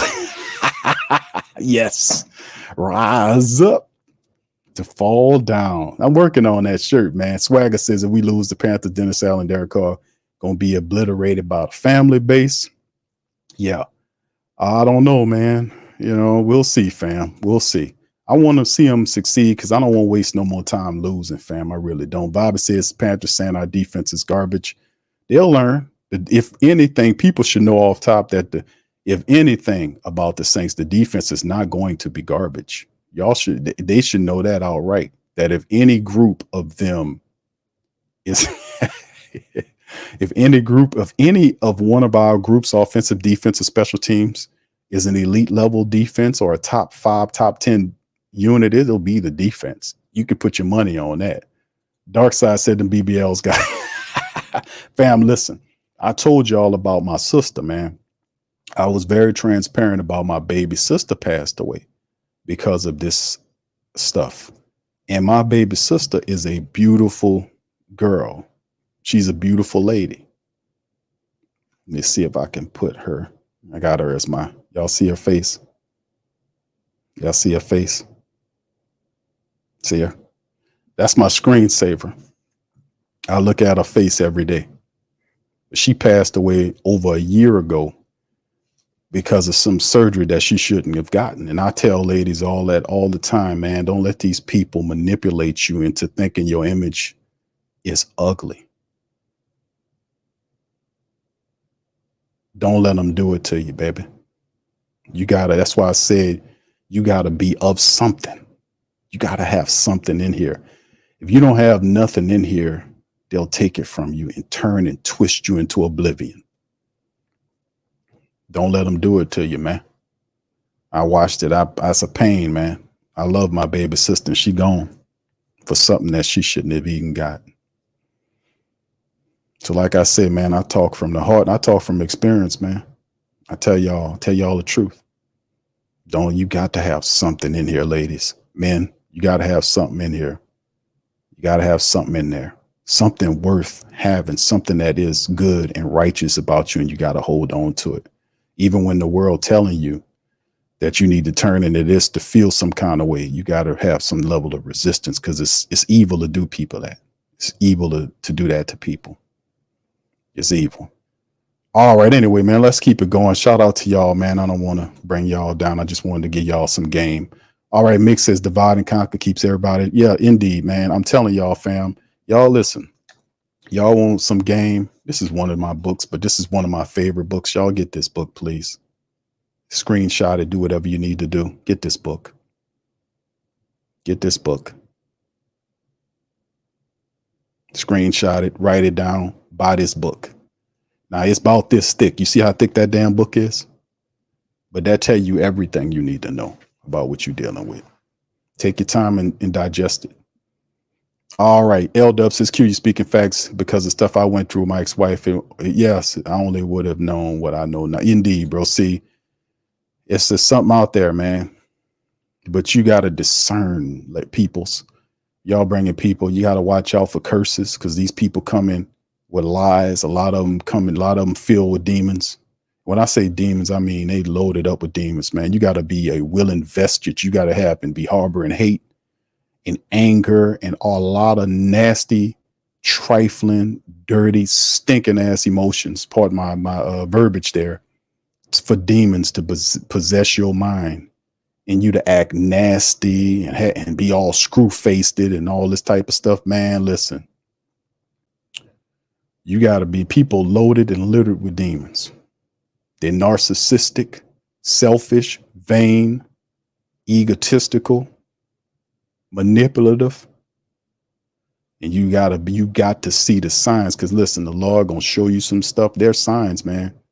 You look at them signs, and don't look past them signs, because you're gonna be warned. You'll be warned multiple times, and if you don't handle your business, at the end of the day, you're going to get spanked, and it won't be the Most High that did it. You're going to go through that, and you're going to have to pay it. It's for every action is the opposite and equal reaction. For you being ignorant, yeah, that's right, I say ignorant.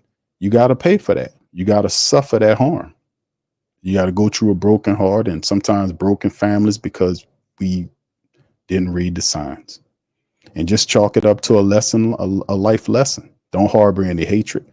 And don't let those experiences stop you from loving people again, because that's what the demons want to do too. They want to harden your heart for the next experience. Don't let that happen, man. Just learn your lesson. Remember your lesson. That's the biggest thing. Remember it and apply it in the next relationship, when you get an opportunity to. Be patient. Be patient in your affairs. Be patient in who you lock into. You know what I mean? Because some of these people out here, man, they got curses all around them because of stuff that they did from the past. Like, and this is another thing too. Some more game. I'm gonna give you this little giblet. Don't be careful of relationships. Like, you got a person that you might be dealing with, always seem to be into some stuff, always got some kind of bad luck going on, shit like that. Man, ask questions, because a lot of times these people be cursed. They be going through it. And if you get in there trying to help these people out and pull them up, you inherit their curse. Next thing, they get up somewhere and then you go them down. Be careful, fam, because they're there because the Most High put them there for something that they did. And if you go there and try to lift them up out of it, you gonna bear that curse, because you wasn't supposed to do it. They were supposed to keep suffering that until they learn their lesson, then they'll bounce back. Remember that. Remember that, because we got some of these people out here, good people. They got this Superman or Superwoman thing they won't go in there and say. Don't you do that. Them people suffering for a reason, man. A lot of them people out there going through hell for a reason. They did something they weren't supposed to do. They did a couple of things they weren't supposed to do. And as an effect, they got to go through it.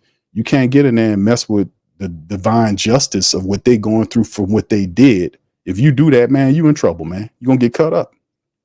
Don't do it, man. Be very careful, man, of what you're doing. I'm just giving game, man. I ain't charging you for it. All right, Big Dog Q said, you're right, QR culture's become desensitized. Yeah, this too much, man. It's too much. And family, listen, I only said that about the political stuff because that's what's going on. I know people, family members upset. I mean, people, blood people. And life is short, man. I know blood people at odds with each other because who they want to vote for. And I'm sitting up here saying to myself, man, this is ridiculous, man. You're never going to meet these people. And they already pick who going to win. And you got these people pushing people up against them and all this kind of stuff. And most of the stuff that they trying to pass, the corporations give them that stuff to do. The entertainers are paid to that. They don't care about you. They don't care about what happened with your family. They don't care. They really don't. You think Steve Harvey or these other dudes or whomever care about your family? They don't care about your family, man. They're getting paid to talk because somebody paying them to. That's what they do. That's what sold out, burnt out ass people do. They sell you the F out for money. In influence, they call social climbers. They got a lot of social climbers that sell their ass, they stuff, everything to get money and to get a position in some business or some place like that. They have no integrity. No integrity. They don't even know how to spell a goddamn word. They do anything for money and influence. Be mindful and do not connect with these people. Recognize them and shun them. Start shunning people, fam. You don't have to say nothing mean. Just pull your positive energy away from them and let them go ahead and suffer their own vices. Shun them. That's shameful to do that. And too many of these burnt out people are doing that, man. Just keeping it real with you, fam. Keeping it $1.16, giving some game here. All right. Anyway, let's keep it moving, man. Let me keep going. Q 504 says Q, stay on code. They trying to take out. Yeah. Structures. Yeah, indeed, man. Indeed. We're going to talk about it on Q with Big Q. I got a show coming up this week, man. I got some stuff to talk about. Thank you, Snakebite. Appreciate you. Now, my stories for you guys. I told you I could have kept that to myself about my baby sister, but I told you that, and about another lady who passed away of cancer last year. She was also a very good friend of mine. She passed away. She was a very talented woman. She was a singer, a poet. She was awesome. And she passed away of cancer. And, you know, like I said, man, none of these people are worth your family. Blood is thicker than water. And just remember that, man. Just remember that. Don't let these people manipulate your family.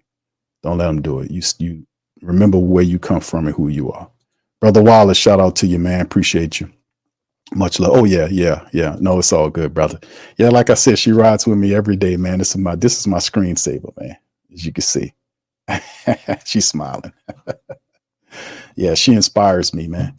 All right, Tiger Fist says Jamal going for 100+ yards on the Panthers. Kamara 75-yard run, 50-yard. Yeah, AK got to shake that rust off. Indeed. Boss Hawk, shout out to you. Our wide receiver room and O-line are a notch under average. Our defense is a notch above average. I don't see what y'all see, fam. I don't think our defense is above average. I think we actually have a pretty good defense. What makes you think the defense, for my Saints family members, what makes you think the defense is above average or average or below, because there's some people that think the defense is just an average defense. Why do y'all think that? Let me know. L-Dub says Lonnie Johnson was signed to the Panthers practice squad today and will be elevated to active roster week 1. He said he still loves Nola, but has smoke for the Saints front office. I ain't mad at him, bro. Yeah, I ain't mad at him. All right. Hoffa says, Big Q, you speak the truth today. Yeah, I try to do it every day, brother. That's just part of my code, man. But I just felt like today I had to talk to the family because I know y'all going through that too, man. A lot of stuff, I don't really talk about, man. But, with the family, unless it applies, unless the Lord put it on my spirit too. So I felt like a lot of this political stuff, man. They manipulating people, lying to people. And it really is simple. What's up, Brother Rock? How you doing, sir? It's very simple, man. None of this stuff, man. We way better than this. What's up, Clyde? How you doing, sir? Appreciate you. All right. Hoffa says, bro, God had to put that on your heart to say that because I needed to hear that. Okay, good. Hoffa, appreciate you, man, for saying, yeah, that's what happens, man. I don't have nothing. Hey, fam, listen, I don't do scripts. Nothing here scripted. Y'all know that. I don't read a teleprompter. Everything you're getting is always me. So if I'm joking and laughing or if I'm saying something about the old girl, it pops up in my mind. I don't have anything scripted. I have articles that I cover, and in between the articles is all me. So this is what you get for the hour and a half, 2 hours. Y'all been listening to me for years, so this is what it is. I don't operate with script. This is just who it is. So I talk to the fam because my message is universal. It reaches a lot of people because a lot of people can feel what I'm saying because they can apply it. Because if I can stop you from going through something negative or make you see something that you're not seeing, then if I could help you avoid a situation or give you some insight on whatever, I'm going to do it. I'm going to try to help out, and you can apply it or not, or just put it in the back of your mind. But this is what's going on, man. Be careful out here, man, with a lot of these ladies, and these ladies, y'all be careful with these guys out here. It's crazy out here, man, with these fools, people foolish and crazy. Ain't no spirituality, man. They ain't studying nothing spiritual. That is a benefit. I seen they got a lot of people doing something on the other side. I'm like, damn, how y'all get way over there? But then again, if the music takes you there, like I said, all this is war. People don't even realize they're in the middle of a war. They don't even see it. Like, fam, you don't understand what's going on. No, I don't understand what's going on. Crazy part about it is too, because I'm a history guy. That's how you learn. You learn your history. I was studying to be a researcher. The crazy part about it is, I know I'm not just, I don't allow myself to be what you call it. What's the word for it, fam? Compartmentalized. I think that's bad, because if you're allowed to be doing that and you're boxed here, that means whatever's going on over there, you're probably not going to be able to, you're probably not going to be able to pick it up over there. Which means like everything that I seen going on in the world, I'm like, hold on. I was looking at what happened 10 years, 15, 20, 30, 40, 50 years ago. You can study it going all the way back. Just recent stuff dealing with the country and how it's operating. And then you start seeing how countries start falling down, breaking apart. Countries that used to be rich, like Mexico was like one of the richest countries in the world over 100 years ago. What happened there? Now it's this, why it's that. It's very simple to see it. Then you see all these poor people all over the place. Then you got poor people running over here and coming over here, and they're not coming on. What's going on here?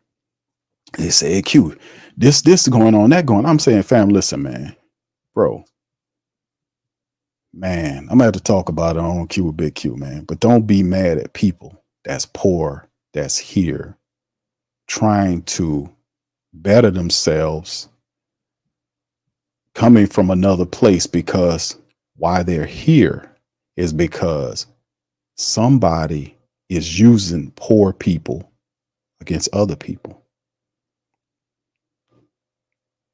And it's a trap. I'm going to say it. I'm going to say the rest of it on Q with Big Q. It's a trap. It's a trap. They got books on this, man. Years and years and years, man. It's a trap. That's why I'm asking y'all. Y'all need to wake up and understand the grander plan here. It's a grander plan at play here. All right. Anyway, I try not to be mad at poor, disadvantaged people because they're being used. They're being used. They're being used against you. The question is, you need to look above them. And who doing this? And that's where you aim your frustrations at and your energy to. Lift them eyes up. I'm giving game, fam. I'm giving game on that. All right. So Belo says, not a single politician, good or honest person. Man, a lot of them they got some good ones, bro. But a lot of them, they have their hive mind. It's a hive mind. A lot of them not coming with individual thoughts. So whatever a party's politics are, they're given to them by the committee that leads that particular group. So if you're a red team or a blue team guy, whatever the case may be, you get your thoughts from the hive mind of that particular entity. And every last one of them believe in the same thing. That if you're in that group, you'll believe whatever the hive mind politic is, that person will go out and try to institute that ideology. That's how it goes. So for you to go and talk to one person and point the finger at them and say, you no good or you no good, whatever the case may be, you don't understand how the game going. It's not one individual person. It's a hive mind mentality. That's why if you ask them, all of it sounds the same because they've been programmed to say that because they're a part of the same group. The same group, that group has the same interests, and all of its agents are going out to put that out there. It's a hive mind approach. We still, as a collective, we still haven't figured that part out. Also, I gave you the game about doing research on these organizations too. You don't supposed to be voting for no organization you don't know where they come from. You're supposed to, before you give them anything, you're supposed to know exactly where they started from, who put them together. We got a lot to learn here, fam. We got a lot to learn. All right, Kelvin. What's up, Kelvin? Shout out to my brother Kelvin from Phoenix, Arizona. What's up, Kel? Big ups to you, brother. Pelican Nola says QQ. I think he said you get elected United States House Senator, you should go no longer be a parliamentarian because you will go to war there. Yeah. But long time ago we were taking over. A long time, man. It's a lot going on. It's a long history that they don't like to tell you about. That's why I always promote to go and learn. Go learn, fam. Go learn what it's about. Go study these. Go study them all. You'll get the game. That's what I did. I did that. I went and read the books. Found out where all of them come from. Get your mind blown, fam. That's how they can get away, because you don't know. You're being told stuff that's not true. You're being manipulated. They're turning you against your family. All some stupid politic crap that you can't control anyway. You turn it against your family members for people you don't know. That is brainwash. You're being severely manipulated. We can't let that happen. Take that control back. All right, big ups to you guys, man. Big ups. All right, a few more questions. I'm a Dirk out, fam. Hemisphere says, I can't believe the Saints would trade for a defensive tackle knowing they need O-line help. Still got some time, Hemisphere. At tackle, Penning is a head case and wide receiver group is average at best. Safety group needs an upgrade. Yeah, the safety group is very interesting because the Saints, if you take a look at the depth chart, like I showed you, the depth chart, man, has the Saints with basically 5 safeties. I don't think I remember that time when I seen the Saints have 5 safeties. Jordan Howden, 4 safeties actually. Howden, Matthew, Will Harris, and JT Gray. Usually they'll have like 5 safeties. I've seen them with 6 safeties that time. So, and of course, if needed to, you could move Alontae Taylor at safety. Don't forget the Saints drafted Alontae Taylor to play safety in case, because remember, originally the Saints wanted him to be safety because they thought they were going to sign Chauncey Gardner-Johnson back, and Chauncey Gardner-Johnson and them couldn't come up with anything. So when he traded him out of here, Alontae Taylor took Chauncey Gardner's spot. But had history been different, Alontae Taylor would have been the safety. The reality is Alontae Taylor is a nickelback now, but if the Saints need him to, he can play the safety position. He can. So, it's an option. But yeah, it's still an all, bro. But this year, he ain't about the safety look. That's like more of a future move that I'm thinking in terms of the Alontae Taylor thing. I just threw that out there. But Penning he's a young offensive lineman that's really playing like a rookie because he only had like 6 starts plus 6 starts in 3 years. So he's basically an inexperienced offensive lineman, which that's going to require some patience because he can run block. You've seen him pancake that guy. He can run block. It's just getting everything else on code. And the Saints supposed to be a run heavy team anyway. So that would fit Penning's skill set if that's the case. Plus, they have to justify the first round pick. He's only 3 years into his first round contract. So, that's the business side of it, But yeah, a tackle, a veteran tackle to come in and be like a reserve tackle in case of injury or if somebody struggles, I'm definitely for that. We'll see what they do, fam. We'll see what they do. Matter of fact, give me a second. Let me see if I can pull up and see if over the cap, change the number on the Saints right here and see what their team look like in terms of salary cap. They got them just under 12 million, 11.6 plus to be precise is the team cap right currently, according to over the cap.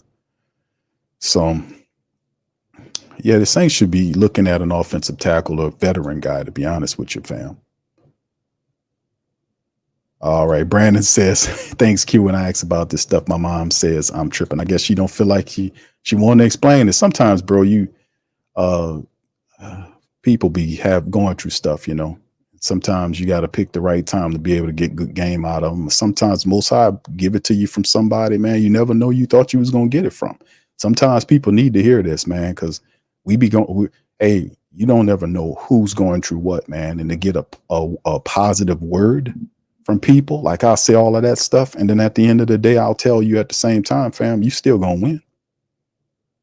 Well, how you going to win? By I'm not saying like, it's just going to happen for you. No.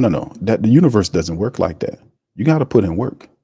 The demons work hard, man, to do what they do. But at the end of the day, everything they do will come to a halt. All you have to do is say no. Start not letting people scare you, manipulate you. You do that, man, this changes overnight. All of this very fast. You got to stand up. Remember that old world, Unesta used to say, heathen? That's what this is. I remember that. I thought I was going to write a book on it. Matter of fact, I was going to call it heathen culture. Or Unesta used to always use the term. She used to say heathen. You heathen. She used to call Fred Sanford a heathen. You old beat out heathen or whatever. I like heathen. I'm going to look that word up. That's an old school biblical word that old people used to call degenerates, roustabouts, what you call them, riffraffs, people that pretty much mean people that have a very low, they don't have any integrity. They just do whatever, thinking there's no rules out here. All this kind of stuff. And there's rules to everything. And they got people telling you, hey, man, you don't live by no rules. You do rules. Nah, rules run everything, fam. That's what the code is. The code is the rules. Code keep you alive. If you don't have a code, you're going to die out here. Everybody that's worth anything, even the stinking rotten demons have a code to trip you up. I remember the scriptures I remember reading and talking about how most of them, they're not even allowed to sleep unless they tripping you up, unless they get you to do something you ain't supposed to be doing. Man, it's war out here. Spiritual, mental, everything. You're in the middle of a war. The good thing about it is once you realize it, get on code, stop doing F stuff, and you'll be fine. But you also have to stand up for something and stop letting people push you over on this, all this other stuff, man. Enough's enough, man. Enough's enough. My ladies, my guys out there, enough's enough, man. Enough's enough. All right. English says, you asked about the defense. I don't think their depth is enough to carry the team. The depth of the defense is enough to carry the team. At some point, I can see that, bro. I can see. Well, what you mean depth? Second thought, what depth? What part of the depth? What part of the defense that you don't like? That the depth of the defense, the secondary, the defensive line. The defensive line has good depth. It really does. You have 5 defensive linemen that can rush. If anything, know that they are athletic enough to rush the passer. The Saints just added another run stuff and interior force, which will help upgrade, which is an upgrade, to be honest with you, in the interior of the defensive line. The linebackers, they're going to run a 2-set linebacker look the majority of the time, which means Willie Gay or Pete Werner going to be as a reserve. You're loaded with good secondary players, cornerbacks as well. You need one more safety to kind of fill out your safety room. But I don't see the depth of the defense, the lack of depth of the defense, fam. I don't see that. I can see what some of the family members are saying about questions about the wide receiver room, because it gets thin after Rashid Shaheed and Chris Olave first and Rashid Shaheed. You don't know what A.T. Perry, if he can stay consistent. You don't know what's going on with that. Or Cedric Wilson should give you some good value there. But then behind him, you got Mason Tipton, who we'll see what he does. I think I have high hopes on Mason Tipton. Bub Means. These are inexperienced young wide receivers. But if they're brought along consistently, they can be factors. I think they'll be factors in the special teams, definitely. But I can see your trepidation there. Even the offensive line. I'm still not confident in the left guard.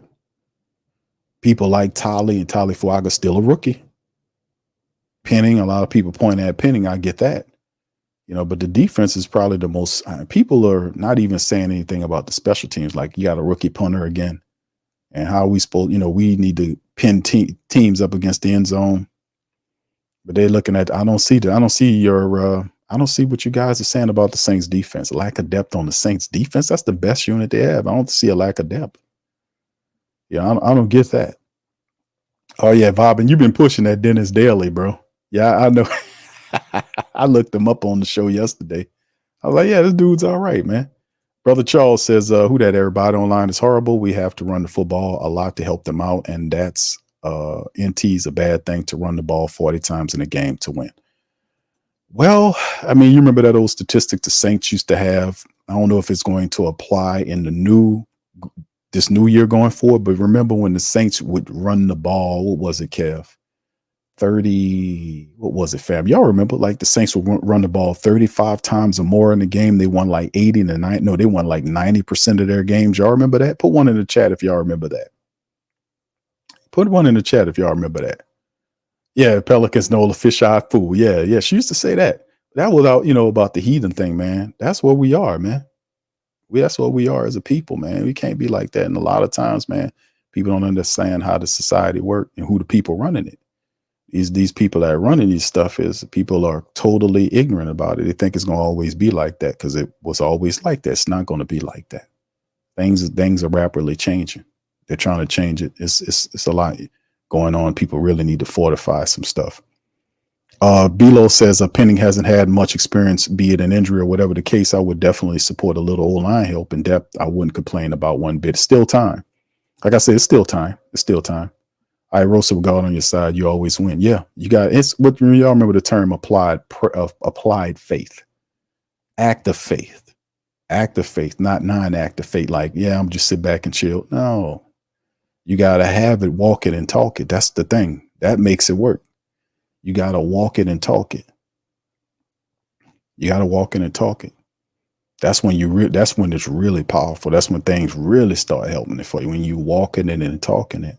Not only you on code, but you living it and you going through it and you living it, man. That's how it works, man. You on code, man. Things work for you. Doors open for you. You're gonna get some resistance because they're gonna try to knock you off your square. But in the end, man, your mind right, you good, man. Black Preacher Man know how to go. We wrestle against spiritual wickedness in high places. Yeah, what was it called, Black Preacher Man? Principalities in high places. Some scripture says. What do you think that means? Great quote. Love that. Love that quote, Black Preacher Man dropping the science, sir. 504 Code says Q, like Dick Gregory said, fear and God do not occupy the same space. Facts. You're not supposed to be afraid of God, man. No. Fear, that don't make any sense. We don't fear the Most High. We love the Most High. We get all our answers and protections from the Creator. There is no question that you can ask the Most High that he won't answer, or you won't get the answer in some way, shape, or form. That's what you expect, right? But at the same time, like I said, man, you got to walk in and talk it, baby. And it ain't an easy route. But what else are you going to do? What else you going to do? It's a war out here. It's a war. And you're a soldier, whether you like it or not. All right. Ken says it'll be 3 to 4 games this season before the team develops its identity. I agree. Ken, facts. That's how it's been going, bro, for a while, man. I've always said that. That's fundamental facts. 3 to 4 games is how long it takes for you to know what they can do. Dark Side says Saints should bring back Jimmy Graham, who was productive with 4 TDs, despite Pete only giving him 7 targets for the whole season. Kubiak will give Jimmy more than 7 targets in the red zone. Facts. I just don't know if he wants to do that, bro. I know he on his own stuff right now. I don't even know if the Saints are even thinking in that vein, man. You know, that's something that I thought they severely underutilized Jimmy Graham last year. I mean, the Saints was struggling in the red zone like for the first 5 or 6 games. And it was like questions over and over again. Why is Jimmy Graham standing on the sideline? Is he hurt? Oh, no, he ain't hurt. He's just waiting for the right opportunity. Saints struggling, kicking field goals, missing the field goals, punting. Kicking field goals, missing field goals. And people's like, what's going on with the Saints? Why can't they score in the red zone? Jimmy Graham standing on the sideline looking like me and you looking at the game. Pressure, 2 or 3 games in the season, asking Dennis Allen over and over again, why isn't Jimmy Graham in the red zone where he can help you? Never got it's just, that's another thing. Like, you're supposed to know, man, you're a football coach. You're supposed to know that Jimmy Graham, if you ain't going to use Jimmy Graham at any spot of the field, you would use him in the red zone. He's 6'7" and high points the ball, and they didn't do that. And then I think finally the pressure mounted. They put him in there. He caught a touchdown. Then they took him out. They didn't play him consistent. I think a game or 2 later, he caught another touchdown, but he was not used right in the Saints offense. So it's just, that was the crazy part. Like, aren't you supposed to know this? How football people watching the game know this and the coach don't know this, or the offensive coordinator doesn't know this? And you're asking them. I'm like, this is a case of them being too close to the picture. That's exactly what it is. Because I refuse to think Dennis Allen and Pete Carmichael are that stupid. You know, I refuse. It's like, nah, y'all can't be that stupid. No. So I think I would have to, I'm gonna give them some credit and say that that's a result of them being too close to the picture. You know what I mean? That old saying, you're being too close to the picture. You can't see everything because you're right up on it. I think that's what it was more than anything. I ain't going to say the man was stupid. He was negligent, ignorant, but I ain't going to call him stupid. I just think that was a case of being too close to the picture, and then they don't want to take instruction from you unless they're forced to. That's one of the most horrible things a head coach could do, is to listen to your ass. I'm serious. Think about that. Think about what I'm saying. A professional head coach is supposed to know what he's doing. Then when you get people like myself and you guys saying, hey, man, what are you doing? Why aren't you doing such a thing? They don't take that well. Like, they don't, you know, and sometimes there were cases when some of them coaches would just go to the opposite of what you were saying just because you were saying it. But then it get to a point where you about to get fired, and then, you know, desperation set in, and then they start doing everything you said for 2 years. And how I know that? Because that's what's happening right now, because we were telling them everything that they're doing right now, and they finally doing. That's why people was like, Q, we got to get them out of here. I was like, no, we finally got them where we want them. We finally got them to change the offense, get that other guy out of here. We finally got a guy with accountability, attention to detail. We got several coaches offensively with it. We finally got him talking right. We finally got the thing I kept saying about him letting Joe Woods coach the defense. He did that in the final preseason game. You might see that in the regular season. I said, if this dude, I said it before they did it weeks or months prior to, I'm like, you'll know they listening if Dennis Allen started letting Joe Woods call the defensive plays. They tried, they done did it their way and it failed. So what they gonna do? We've been saying this for years, man. We've been around here for a decade, man, over a decade. You know, we've been here talking this, man. So at some point, your message going to ring true. You're going to megaphone it. Them people, they're being not crazy. They keep their ear to the grindstone. They're getting good advice for free. You have to pay nobody to get it for free. All right. They ain't going to give you no credit. Y'all know that, right? You ain't going to get no credit for you. They'll be ready to say, oh, Q just guessing right. That's what he is. He just guessing right. Oh, yeah, he guessing right for years in a row. Crazy people. MSFL's proud of the today.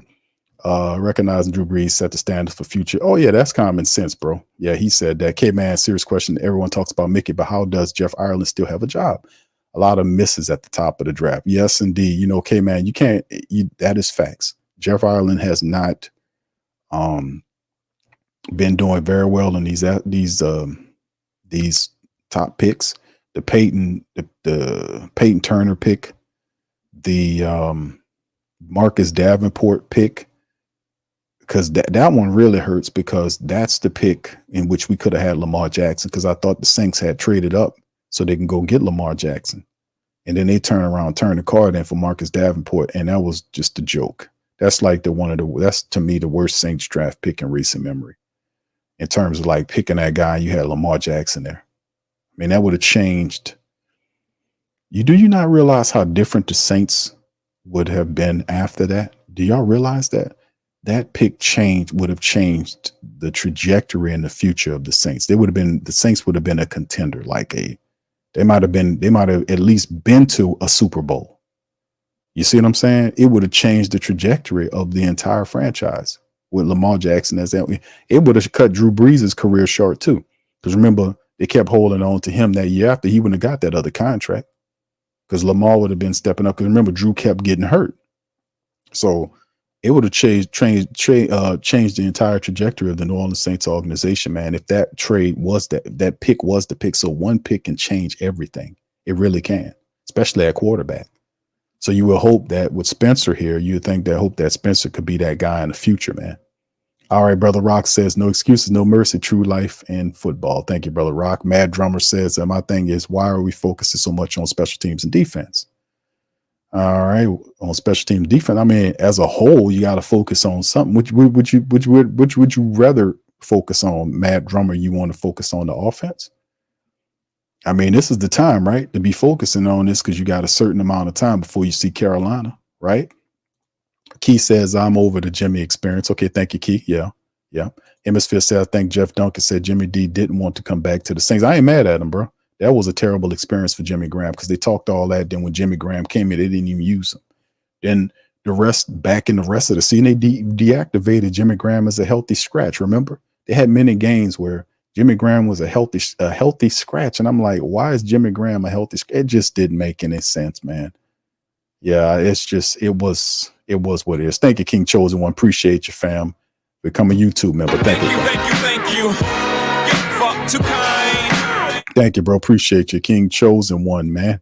All right, Bobbin says Dallin Hawker, Big Q, we good. Yeah, I agree with you. I like Hawker. Are we good? Charles says, Q, do you think Dennis Allen wants all coaches to like him instead of having coaches mad because he beat the brakes off of them? I don't know about that, bro. I just think, a win's a win, man. I don't care if they like us or not, because you should coach better. Like, that's what every coach that has a head coach that has a head coaching job in the NFL understands to keep the job, they got to win. If they lose the game, it's because one or two things happen. Either the team wasn't prepared and didn't do enough, or, it falls back on the head coach. They weren't prepared. His team wasn't prepared. They didn't properly go through the scouting reports to know who to stop. They didn't make the proper adjustments during the game. All within the control of the head coach in a preparatory stage. So in my head, if I lose, if I'm a head coach and if I lose to another coach or whatnot, I won't take it. I'll be like, well, it's part of the game. You either win or you lose. And so I don't think he cares about who likes him as a head coach. I'm gonna just be honest. Thank you for the question. Jimmy had some mental issues last year during the scrimmage with the Chargers. Yeah, I remember that, bro. We covered that. They said he had a seizure. I don't know, their word on the street, something else was going on. I won't even mention it, but I remember that. Richard, what's up? Richard says Graham had 4 TDs on 6 catches. There used to be a Graham, and he'll probably cost them the playoffs. Byron says, Q, what's your thoughts on the trade we got from Ridgeway? Excuse me for a second. All right, sorry about that, fam. I take a little squig of juice right there. All right, he says, what's your thoughts on Ridgeway? I like the Ridgeway. Yeah, I talked about it earlier in the show, Brother Byron. The Ridgeway trade was a solid trade because what it does do, it gives the Saints a solid interior defensive run stuffer. It does provide some insurance in terms of depth because they must be anticipating Colin Saunders to miss a handful of games to make that trade. Of course, they do have all of their medicals, like we always talk about, them having all of the medicals and whatnot, them giving up a 6th-round pick and then getting a 7th-round pick in Ridgeway. I think it's a solid move for the Saints because it helps stop the run. I think it's a pretty decent trade for the Saints to pull off. And in terms of the running back that they claimed, He's a guy that's supposed to help them with the kick return game, and he also have some Pro Bowl. I think he was a second all second team, if I'm not mistaken. I read on him for the Pro Bowl situation. So the guy has some abilities to help return the ball. That's why I think he's here. So as a return man, him and Jordan Mims and Mason Tipton, and it'd be, operate the kick return duty. So that was a question I had. Who's the return man? And the Saints look like they might have done something about it. All right, Darkside says, all I know is Jimmy would not have dropped that TD like Foster did versus the Jags. Facts. Whole season would have been different indeed, bro. Right as rainwater, bro. Richard says they have done just about everything we have been saying. Indeed, bro. I was putting it all down, bro. When you desperate, that's how it is. YO says locked on table. Says he says locked on round table wasn't even close to y'all round table. Yeah, man. When you doing round tables, bro, the thing that makes the round table go is the synergy and the chemistry of the people that's there, and you can tell all of the guys in the round table have respect and love for each other. That's why it looks like that. As opposed to taking people and just putting them together and such and such. And to be fair, that was like that from day number one, because everybody watches everybody's stuff because they respect them. So you check out their stuff, you support them. Everybody supports everybody. I watch some of Dave and Shad's stuff. I watch Big Game stuff. I check out my dog Low, and they do the same thing. So it's a love and respect thing there. And that's why I be telling people about this competition thing. That's the wrong spirit. You don't use you don't come in no competition. That's stupid.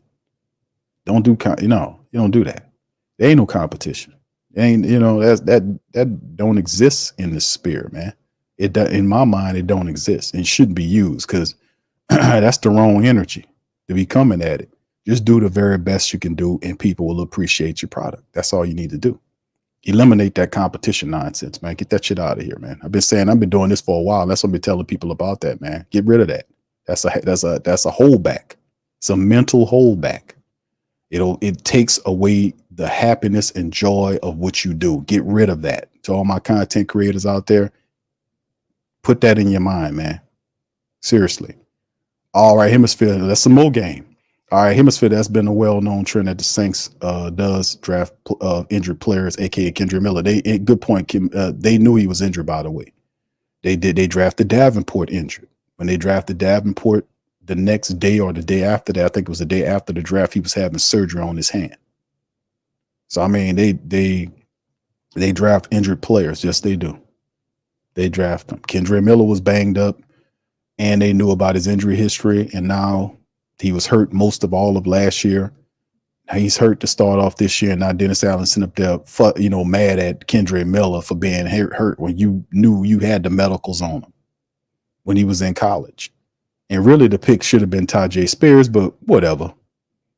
You see how it all come back around, man? So whatever, man. That's when Dennis Allen started bumping his gums. He obviously not a person that remembers his own movements and steps that he would know to improve them. You got to remember, it's you causing all of this. You the decision maker. It ain't Big Q and the Sports Coma and the Great Saint Think Tank that's making the moves in the Who Dat Nation. We're reacting off of the moves that's being made and whether they're successful or not.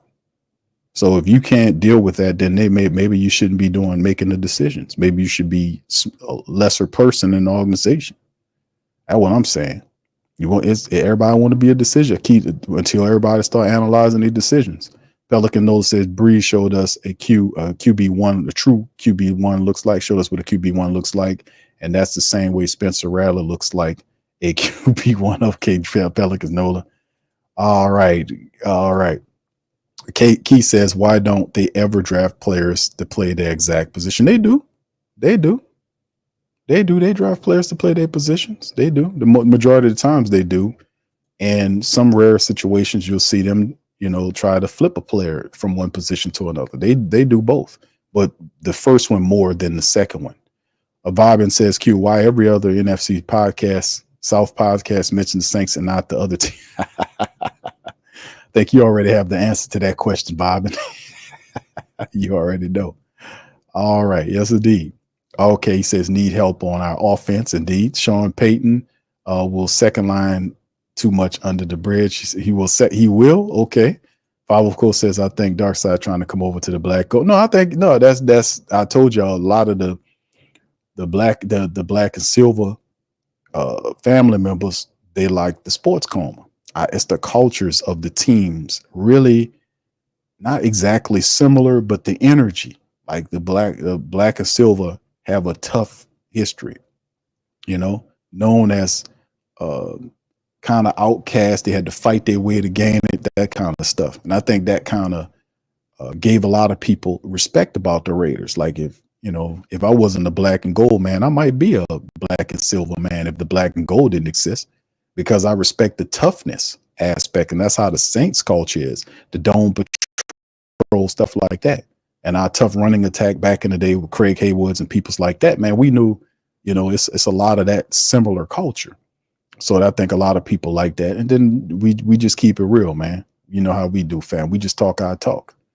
All right.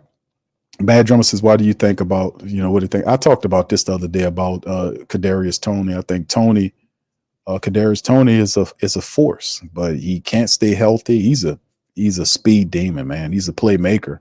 If you can get him healthy and get his mind right, man, I don't know if the Saints want to deal with that right now. But he's definitely somebody with a lot of talent, man. I remember that game where he was just tearing the Saints up, man. That, matter of fact, if I'm not mistaken, that was in the dome when he was doing that, and they tied the score, and then the Giants beat the Saints. Y'all remember that? Maybe you shouldn't remember that. I remember that.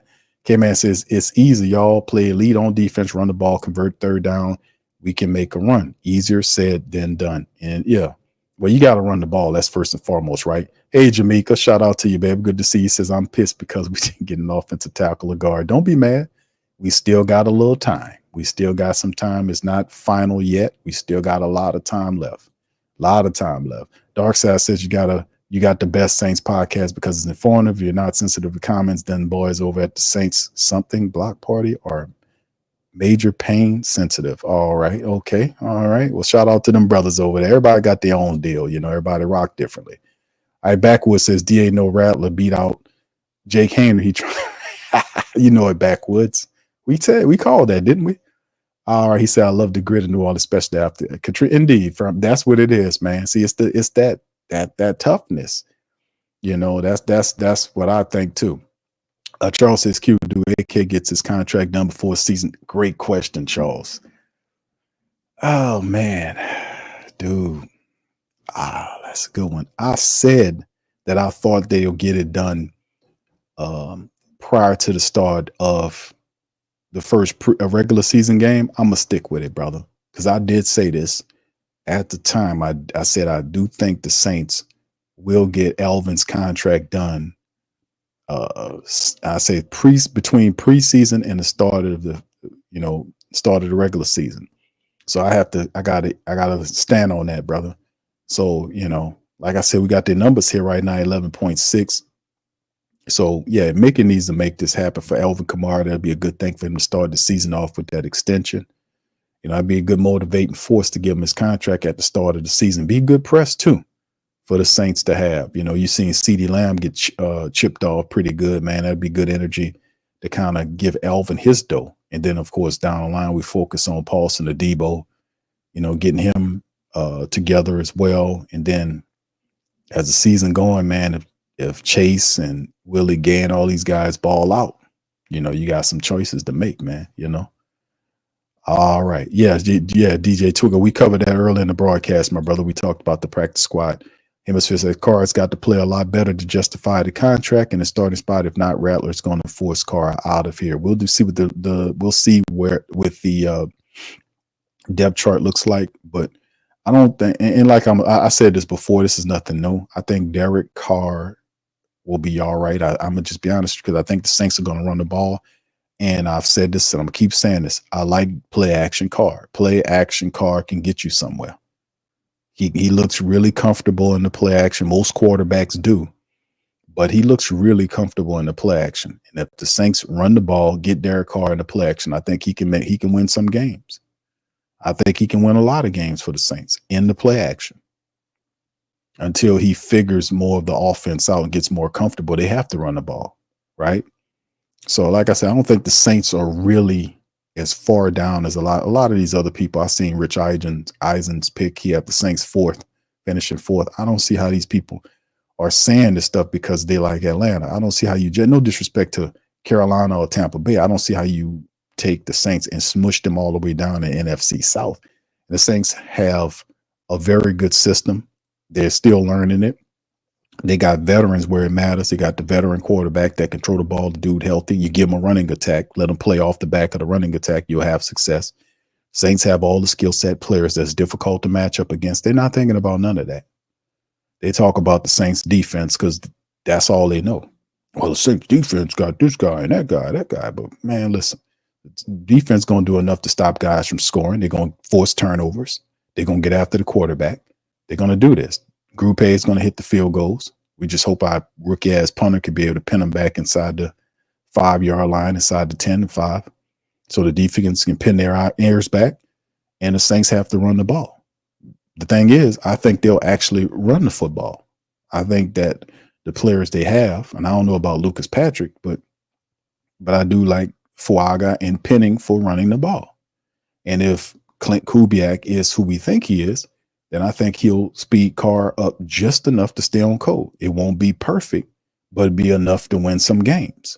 And the issue is the Saints must keep the miscues down. That's a big part we don't talk about. The miscues. Saints can't shoot themselves in the foot. Saints they can't have stupid false start penalties and all this stuff. They have to be smart. They have to play with high IQ. That's a part of the game about being on code. And if they can do that, I think they'll have some success. I picked the Saints to win 10 or 11 games based on the fact that I think we got the right players. I think offensively speaking, Clint Kubiak can get the most. I think he can get something out of this offense. I think he's smart enough, astute enough, and a good coach enough to be able to teach them what they need to know to win. They got the talent there. There's some questions in the offensive line. If they need to improve them during the season, they will have to do it. So we just have to just look at that. It's not like we lacking so much. We got a lot of talent, offensively speaking. They just have to put it together. Now, if that was Pete Carmichael over there, I would have these reservations about the offense. But Clint Kubiak's over there, accountable people, Janoku's the QB coach, the wide receiver coach, the running backs coach, the offensive line coach. These are accountable guys. These ain't the same. Well, I ain't going to disrespect our former running back, wide receiver coaches because I like both those guys, Cody Burns and I forgot the other coach name. But the Doug Marrone had to go. He was falling apart. But John Benton and all these guys, they understand what they need to do. They're coaching for their coaching lives, man. They know they got 1 year to get this together for success. And I think the pressure's on. That's why it's such a serious vibe in the offensive room. And I think they'll pull it off. I think they'll do it. And we're not facing any juggernauts in the NFC South. We can win games in the NFC South. It's possible for us to sweep Carolina. It's possible for us to sweep Tampa Bay. It's possible for us to sweep in Atlanta. It really is. It all depends on the Saints, how on code Clint Kubiak's offense is, which has nothing to do with Dennis Allen. Let's get that straight. Dennis said that offense has nothing to do with Dennis Allen. He's going to leave him alone just like he did Pete Carmichael. So I think as long as he does that, we should have some success there. Like Preacher Man says, QU he said, was you around when Jim Finks? Yes, I was. He said, I believe he was much better than what Loomis is with keeping his eyes on it. Exactly. Jim Finks was one of the best general managers. He was the best general manager the Saints ever had. Bill Kuharich, I think, was the next dude that came. He was from the coach of the GM ranks. I think Jim Finks got old, and I think he passed away. He got sick and passed away. And then Billy Kuharich took over the team. I think another really good general manager we had was Randy Mueller, who really did a good job putting the Saints together. But then Tom Benson fired him because he made a personnel move without consorting him. And he fired him. And then I think that's how you got Mickey Loomis. Because I know you had Charles, what was his name? The brother, Charles Bailey. I want to say he was around there. But you got Mickey Loomis after Tom Benson fired Randy Mueller when he made a trade or a signing, I don't remember. And Tom Benson didn't like it because he didn't tell him what he was going to do, and he fired him for it. He didn't give him another chance. He just fired him for it. And I was like, what? And I liked Randy Mueller. I liked the moves that he was making the team good. But yeah, I remember Jim Finks, man. I remember Jim Finks was one of the best, man. Yeah, Twigger said, yeah, he's on the practice squad, bro. Jamaica says, Carr got to show me. Play the song. Jamaica said, Q, play the song. All right, hold on, Jamaica. I know I was taking requests, baby, but you say play the song. This is not a Who That Nation fit.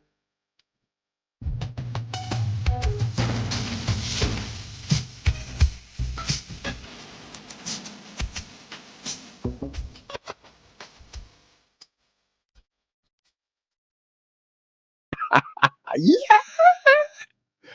I wouldn't be doing these damn podcasts if I could sing like that. You heard me, Jamaica? If I could sing like that, I wouldn't be doing these damn podcasts. That boy held it, man. What's up, Deuce? He said, hey, Q, what's up? He was the update on Kool-Aid. Kool-Aid's all good, my man. I gave a breakdown. Kool-Aid's good. He was in practice doing his thing. Marshawn Lattimore was in practice doing his thing. Shaheed was in practice doing his thing. Kool-Aid is all good, brother. Don't worry. All right, Hindi and Newton, how you doing, fam? Says, isn't this Alabi's last year on his rookie deal? No, he got 2 years left, I want to say, on his rookie deal. He's going to want to be get chipped as well. Yeah, he got 2 years. I want to say Chris Olave has 2 years. His window is the same time with Cam, DeMario, Tyrann Mathieu. When those guys leave, Chris Olave's contract is up, and boom, bam, beam, they're going to have to break him off something fierce. I mean, let me see. Here goes his contract right here. Let me see if I'm right. Yeah, see, 2024, just done. You got 985, and then 2025, it goes up to 1.4. Almost might as well say 1.5. You round it off. See, then then he's a free agent in 2026. So his last year is 2025. So it's the same window as Cam Jordan. That's amazing how I remember all that stuff. I told y'all, man. That's the same way I am with a lot of stuff, fam. Yeah. Thank you for Henry Newton. Much love. Black Major says 13 and 14, bro. We can run the ball. Anything possible, bro. Quavadas, what's up, my brother? Says nobody trusts Dennis Allen to coach a pig to eat slop. That's why, Big Q. I ain't mad at you, brother. He deserved that. Listen, I'm not gonna make excuses for that dude, man. He deserved whatever he gets. He earned that reputation. What he been doing here.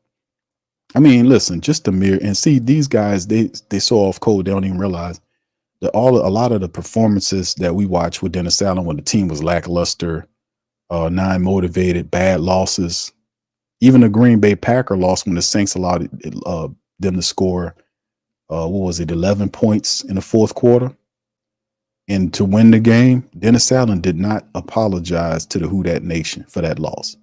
None of the horrible losses he ever apologized to him. You get up there with that possum face, and he never apologizes for anything. But the only time when he did apologize is when he apologized to the Falcons. And I was like, man, and that just, I lit him on fire for that one. I tore into him on that one. I said, this SOB never apologized to nothing, and he gonna apologize to the Falcons. The point is, if you not an apologist for all the stinking funk that you do, don't get up here and apologize to our most hated rival. That to me was, but see, that guy is off code, man. He don't think like that. That's the whole point. When you talk about integrity, these people don't know what no integrity is, man. Or they got some weird, corrupted, back-ass sense of integrity. Like, integrity is me protecting my own ass and not letting you mess over me. Integrity is me. That's what they got going on. No, it's not integrity. You know, integrity is if you make an excuse, take it, if you make a mistake, rather, then you accept responsibility for your mistake. Yeah, that was me. Own the mistake. That's the only way you're going to get better as a person, not throwing it off on somebody else, man. You ain't going to earn no brownie points like that, man. And plus everybody watching, you watching, the team watching. Who wants to play for people like that, man? So all that fluffy walking on the cloud stuff that he be doing in the cloud talk, man, everybody watching that, man. We know what time it is. Jerry said, what's up, Jerry Covington? How you doing, brother? Says DA talking about Kendrick Miller and the players not showing nothing. He need to evaluate his own self. Miss me with that crap, boy, too soft. And he talking. He want to see grit, but where is his grit at yet? He ain't lying. Man, listen. Had Jerry dropping that game. Dark side said the key to O-line and defensive line, O-line need to create them holes for the running backs and the D, especially Chase Young need to get to the QBs, create turnovers to shorten the field. Yeah, and Chase Young is DE2. Granderson is DE1. That's why I'm big on the defense. Fam, what we talking about here with the defense, right? Y'all recognize that Chase Young is DE2 and Granderson is DE1, and Granderson was all about the business. What's up, English? Thank you, fam. Says good show. He said you let it speak through you tonight. Q, you tapped in, bro. Thank you, man. Appreciate the super chat, brother. Thank you. Fuck too kind. Yeah, man. I often try to drop a little game with the family members, man, when the Most High put it on my heart to kind of delve into it, man. So yeah, I appreciate you for that, brother. All right. Soul Visionary says, wasn't Mueller and Haslett fired at the same time? I don't think so, bro. I don't think so. Let me see. I think Haslett, because Haslett was fired at the end of the season, I want to say. That's how Sean Payton picked it up, right? Jim Haslett was the last coach before Sean Payton. Then you had Sean Payton for like 20 years. And Haslett was fired I think Haslett was fired at the end of the season. Mueller, Randy, hold on. I can look at it. Let me see if I can go back in the Wayback Machine and pull it up. I remember all that, man.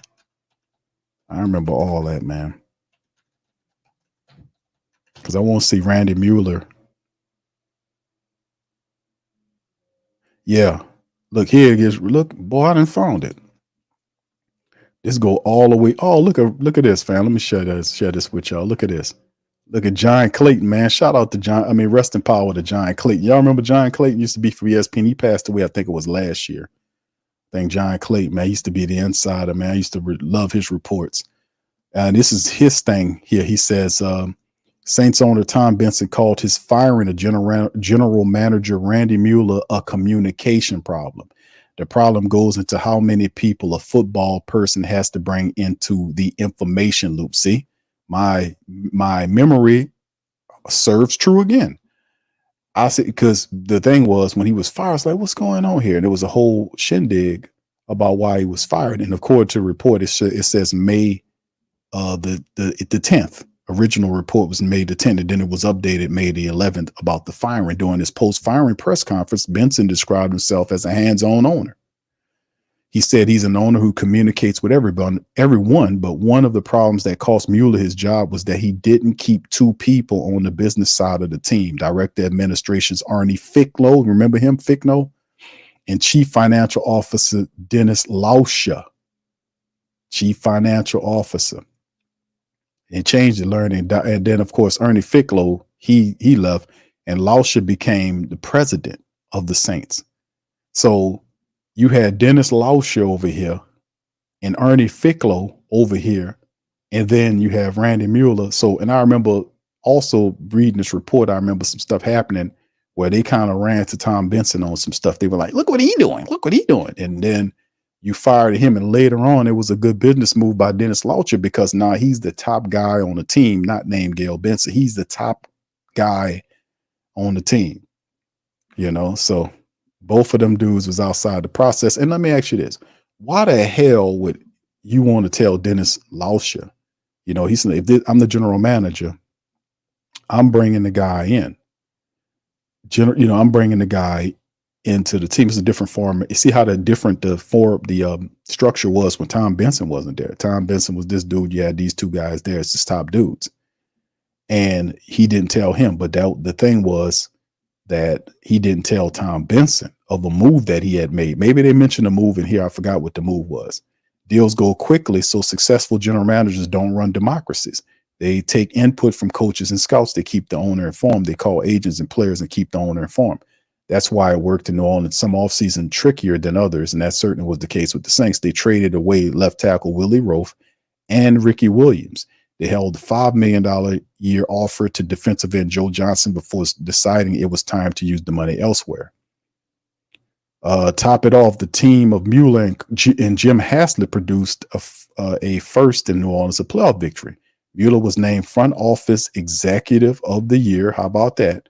And Haslett won coach of the year honors. The timing of the on-field success literally saved pro football in Louisiana. It helped secure a government-sponsored stadium package that should prevent the team from moving. Following Mueller's firing, some of the government officials who pushed the bill were critical of the move because it affects the stability of the franchise. A little more than $6 million in signing bonus, Mueller moved quickly to sign 9 free agents, including 5 potential starters. He signed cornerbacks Dale Carter, Ken Irvin, David Sloan, Jerome Pathon, Jake Reed, defensive tackle Grady Jackson, offensive tackles Victor Riley, Spencer Folu, and linebacker Brian Cox. So he kind of had, I ain't going to read all of it, but it just wanted to give y'all a little game on there. Yeah. Yeah, because Mueller didn't get fired until later on that year. No, not that same year. Mueller got fired in 2005. So yeah, I want to say what year? What was this? Hold on, they ain't showing a thing, but yeah, I want to say they got fired. Yeah, they got fired at different times. I knew that Hassler got fired in 2005 because Peyton then took over the team in 2006. But that was pretty cool to go back in the Wayback Machine, man. I'm see if my memory served. And it actually did, man. How about that, man? I'm a little bit proud of myself for that. All right. Anyway, let's keep it going, man. B-Lo says says possum face and says possum face. And that hit me wrong too, bro. You want to or expect ATL to apologize to me? Hell no, I don't want it. That people still remember that. What's up, brother Joe? How you doing, sir? Big ups to you, man. All right. Yeah, that's a part of it, man. You can't, be saying stuff and then expect people to forgive you like that, man. It take time. Big J says, "DA apologize to the Falcons and Carr, congratulating Bates." Saving, yeah, they did a lot of crazy stuff, man. Richard, what's up? Richmond says, "How Rattler QB3?" Oh, brother, we talked about this so much so, but right now it's still time, my brother. It's still a lot of time going on, and Dennis Allen didn't name who's who. He said both of them are still competing. The question is how. And I told we talked about that before. I warned y'all about this before this process hit. Go back and listen to the shows a couple of shows ago. I told y'all before this came to fruition. I told you that there would be, don't be surprised, that there would be a protection mechanism. I call it the protection matrix that's around Derek Carr. And the Saints are not stupid. Dennis Allen's not stupid. A lot of people like to call him stupid. He's not stupid. He might be ignorant. He might be negligent, but he's not stupid. He hears, and he's not the only one. He hears the Who Dat Nation support of Spencer Rattler. They see the energy around Spencer Rattler. They see the media like Spencer Rattler. The media and the family base, the support base are on the same line. So credit to our media people. Shout out to my brother Kyle, our brother John Hendricks. Shout out to Bob Rose. Shout out to Nick Underhill. Shout out to Mike Triplett. Shout out to all of those guys, because I really do think that when you talk about support base in media along with the support base, fam, I've been doing this for a while. This is the best collection of reporters that the support base have had in a very long time. Because we used to have reporters that will write fluff pieces to try to protect the Saints and all this kind of stuff. No, John Sigler too. Shout out to John Sigler too. He do a lot of good work. All of these guys are fantastic. They're doing a great job with the support base. They do a good job of answering questions. If Mike Triplett, I'm gonna have to put an award together, because he asked 3 to 4 more times questions than anybody.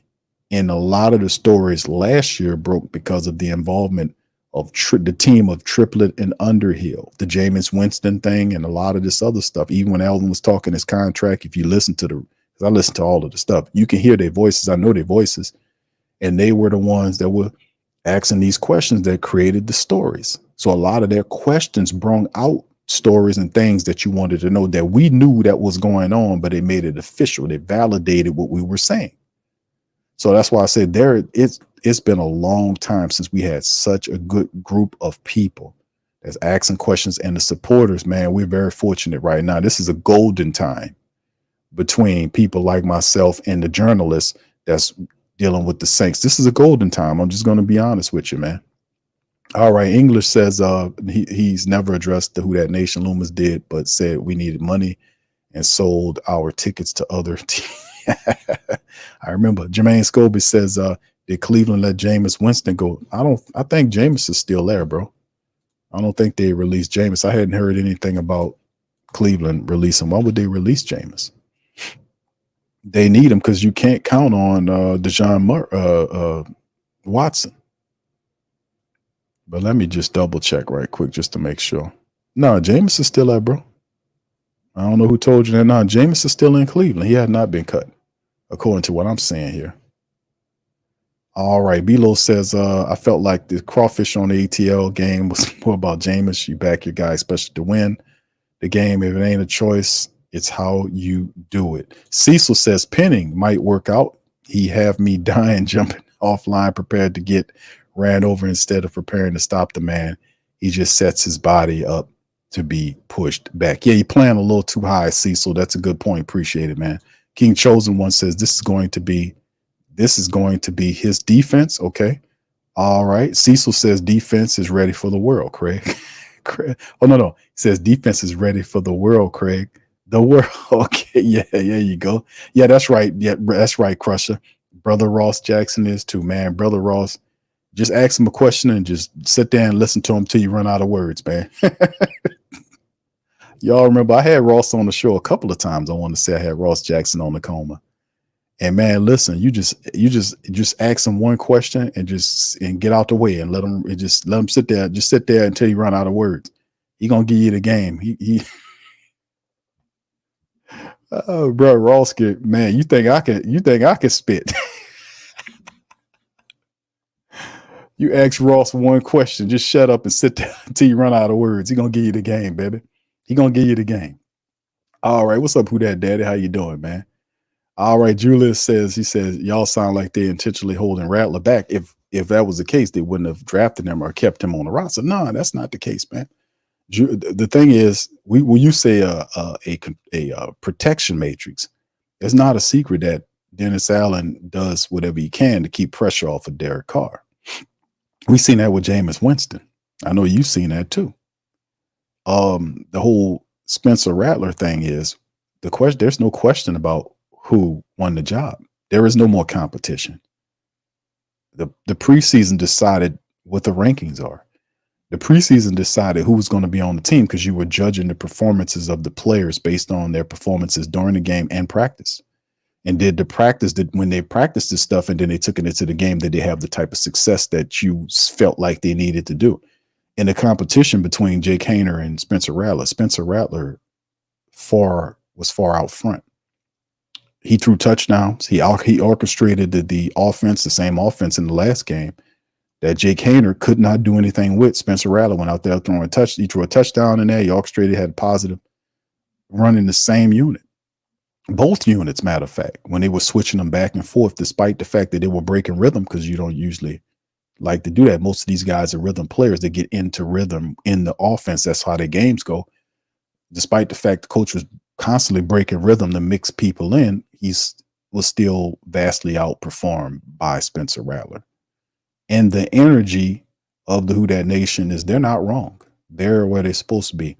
The justice is Spencer should be the second string quarterback. The problem is that if he is the second string quarterback, and I'm saying problem in terms of the pressure that Derek Carr gets, is if Derek Carr struggles, and we've seen this in a recent practice that the family members was booing Derek Carr in the practice. People are like, oh, they shouldn't boo Derek Carr. Nah, leave him alone, bro. Leave him alone. Let him boo him.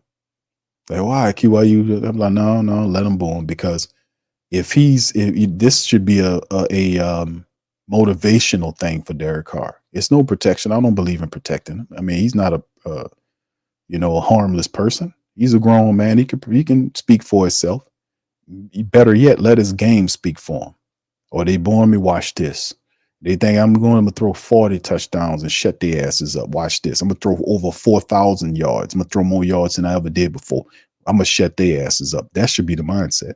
Not let's not do this. I don't think people are bashing Carr just out here. Not some of the great Saint think tank ain't doing that. I don't know about some of these other people, but for what I've seen, it was just criticism or critiques of Carr's game that need to improve. Now, like I've said before, and I kept saying, and I was accused of being a Carr basher. I'm not Carr vandalizing, pun intended. But all I'm saying is that he needs to play better. I like Derek Carr. I really do. But as a football player, he has to improve in this offense, and he's not by himself, but he's the leader of that offense. He has to be that face. He has to step up and handle that business. You get what I'm saying? $150 million, that's a lot of money, man. All right, so Visionary says, yeah, that they have full quarterback. Haven't checked on it, bro. I know he's still there. Charles says Hayner's a California guy, just like Carr and Dennis Allen. He will have to have the ups on Rattler if the competition is close. Shouldn't be close. That was Spencer Rattler all the way, but I get what you're saying. Crusher, what's up, Crusher? How you doing, brother? He says, love y'all. Just wanted to say 8 months and 2 days that my mom. Oh, wow. Okay, I sit here crying thinking about how she wasn't. Will never. Oh, I'm sorry, brother. Prayers and blessings to you, brother Crusher. I didn't know that, man. 8 months and 2 days that the man mama passed. I'm sorry to hear that, brother. My condolences to you, brother. My condolences to you, brother. We got a lot of people in here that lost their people, man. I know it's hard, man, when you lose a parent. I lost a sibling, and I lost a best friend, my best friend, Eddie Two Mean Johnson. He passed away a year before my sister passed. So he passed, my best friend passed 2 years. Then the next year, my baby sister passed. And then the year after that, a really good friend of mine, she passed. So it's just like, it happens, like you like, what is going on? And all you can do, my brother, is just do your very best. It's just how I do it. Because if I didn't have something on the inside, I wouldn't be able to be laughing and talking to you guys right here. I'll just be buried in grief. All I can say to you is my advice, if you would take it, sir, is just do your very best to honor their memory. Ask the Most High for a little help. Stay positive as much as you can. And whatever you do moving forward, kind of dedicate that to them. Know that they're looking at you, looking on high, down on you and saying, I'm proud of you and how you did this, and just use that to elevate and to honor their memory, so to speak. That's how I do it, man. And like I said, man, I keep my sister's face on my phone. It's my screensaver, So, my condolences, brother. Brother Clarence says, who that Q? We will be a lot better than a lot of people. Yes, indeed, bro. Yes, let's go. I'm with you on that, Clarence, man. I'm really good on that, bro. I know a lot of people are down on the Saints right now, and that's fine. That's okay.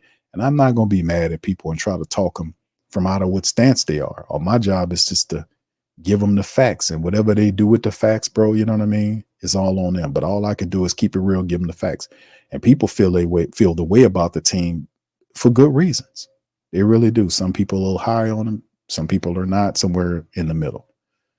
But it's just we just let's elevate and show that we can win some games here, Pam says, trust me, who that nation, we don't want Rattler behind this old line. You will kill the young man's confidence. Thank you, Pammy. Shout out to Pammy. Who that daddy says, Q, if Carr throws a couple of interceptions, you will hear a loud Rattler cheer in the dome. That's just wise. That's what they're scared. Yes, indeed. That's the pressure we talked about. The control mechanism is to keep pressure away from your starting quarterback, criticism from the press, this type of stuff. And we've seen it happen last year. My mentality is he's a grown man. He's a football player. He's tough. The way he handled the ribs injuries, he was playing, getting shot up on painkiller. Carr's tough. A lot of people don't want to give him that, but he had several broken ribs, a tore up shoulder. They were shooting him up with painkillers, his eyes bucking. Man was out of his mind out there trying to play football. The Saints really did a sorry ass job on that, of doing that to him when they didn't have to sacrifice his body to do that. They had backup quarterbacks right there. They didn't have to do that to him. But in the end, like I said, I still think with Carr on top of the team and play action Carr in effect, I think we'll be all right, man. That's just me. If he struggles, they're definitely gonna be yelling Rattler. because people have already got it in their minds that Rattler, they've seen enough of Rattler to know that he's the future of the team. Some people want to see that right now. The reality is the future could be here sooner than we think, because the window on our best players, that DeMario's, Tyrann Matthews, Hall of Famers like that, man, is 2 years, this year and next year. Then after that, the future's here, just that fast. That's how this shit goes. That's how fast it's going. All right. Charles says, Q, I'm born Carr. Okay. All right, Charles. All right. Julius says, I'm excited for Rattler's future, and Nola, I'm sure the coaching staff as well. All right. He says there are just as many good reasons to have Rattler as the third and second. I'm in no hurry to see Rattler in an NFL game. Okay. Taking a patient approach. I'm with you. Soul Vision History says, well, I hope Winston gets somewhere he can start. I don't think he was released, bro. I don't think Jameis was released. Hold on. Let me make sure here, because I just looked up something and it showed me that he was still on the team. Let me check somewhere else.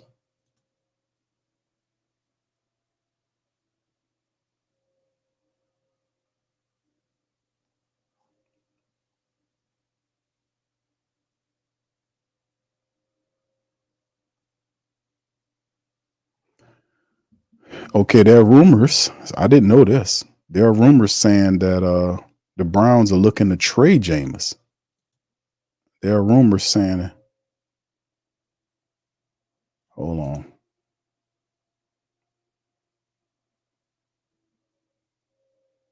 They said they possibly can trade either Jameis or fellow backup Dorian Thompson-Robinson. So they got fillers out for potential. Okay, that's what it is. They're filling out offers for Jameis Winston and Dorian Thompson. Jermaine says, Q, will you buy some Saints gear or will you wait to see how things go? I'm in wait and see mode, bro, before I put in any. Y'all notice I haven't really donned any black and gold gear, except for, the merch that we sell here at our several merch stores. So if you guys want to support the platform with the merch, the link's in the description section below. Just go to our link tree, and you can be able to find all of our merch with the platform. So I usually just wear the Sports Coma merch as I usually do. But I'm on a wait and see campaign, because in previous years, I always supported my team. But right now, I'm just, this is where I am until they show me. That mantra is real, bro. They got to show me something. I ain't talking about the first, month or two. I need to see something real here, to earn my respect and to earn my support again. Because, all this other stuff that been happening over the last couple of years has been just not good. So, when Mickey Loomis was talking all that crazy stuff, saying that silly shit, they lost. They got to win me back, and they got to have to win many games to win me back. So if they win some games and get to the playoffs, I'll put that black and gold get back on, man. You got to earn it. It was too much disrespectful stuff going on. Thank you for the question. Backwood says, he says, the look on Jake's face when Rattler dropped the ball in the breadbasket car. And yeah, I seen that, bro, because he was on the sidelines. You're talking about when Rattler was sitting on the bench, and you had Derek Carr, I think, was talking to him. Wide receivers was walking up to him, high-fiving him. In the distance on the same bench, Jake Haener was just sitting there with the earpiece in there, and you could see that he was down. He was trying his best to keep his confidence up, but you could see that he was kind of down. And I like Jake Haener, man. It's just, it just wasn't working for him in those preseason games. All right. Once again, shout out to Brother Crusher, man. Stay strong, brother. There's a lot of people in here that lost their loved ones, man. Listen, bro, we in here for you, man. We're here for you. Rico, shout out to you, brother. Appreciate you, man. He says, Crusher, lean, and this is Pammy dropping some science. Lean not on your own understanding. We don't understand death fully, but we were born to stay here. We're just passing through. Indeed. Yeah, and all of these great people and relationships we forge, they speak to your legacy. I'm a legacy person, fam. I really am. I believe in legacy. I believe in leaving something for my children, and building a legacy of a man that was respectable, that talked it like he walked it, didn't hurt or harm nobody to make his money, took care of his children, just, and I'm not perfect, but I that's my thing, to be strong and tell it like it is, keep it real and protect mine. You know what I'm saying? Protect mine. So that's what it was. That's the I live, man. And that's my legacy, man, for my children, for my people, the people that are, moving forward. Like, you look at Ed Daniels, his legacy, it's all about legacy, man, because we know we're not going to be here. Like Pam has said, that's true. DJ D Smooth Saints better not put Rattler on the practice squad. No, bro. No, he's good. Rico said, I feel like we better than the division, but they got to show it. I feel that way too, bro. A lot of people are going to have to see. All right. Yeah. Okay. Darkside says Brown kept all 4 QBs. Yeah. Somebody got to go eventually, right? Yeah. They trying to trade him. Yeah. I just seen that. Thank you, bro. Student says, why did the Saints get a running back from the Vikings when they already had 3 running backs?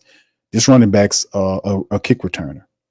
He got like an all-pro nod I think he was a second team all-pro guy. So he's basically a returner. He's here for special team return purposes. Him, Jordan, Mims, they see them as a return man. That's why the Saints did that. All right. English, I want to win. They keep Carr in its lane. It's not off off the road vehicle. Okay. L-Dub says NFL Insider refuted the report of trading Jameis Winston. Was on Twitter today. Okay, thank you, bro. Because I just went on their website and they said that. All right, Julius Rickles says my wife got her Saints jersey yesterday. It looks okay, cool. All right. Yes, Crusher. Yeah. There you go, brother. All right. Mad Drummer says, so anytime you need to vent, brother, I'm with you, praying for you. There you go, brother. Y'all talk to him, brother. Uplift him. Uplift him. KK, what's happening, baby? What's happening? Yeah, right. Yeah, I know you with me. No, that's with you, brother. We here for you, man. We here for you. Trust me, we know, brother.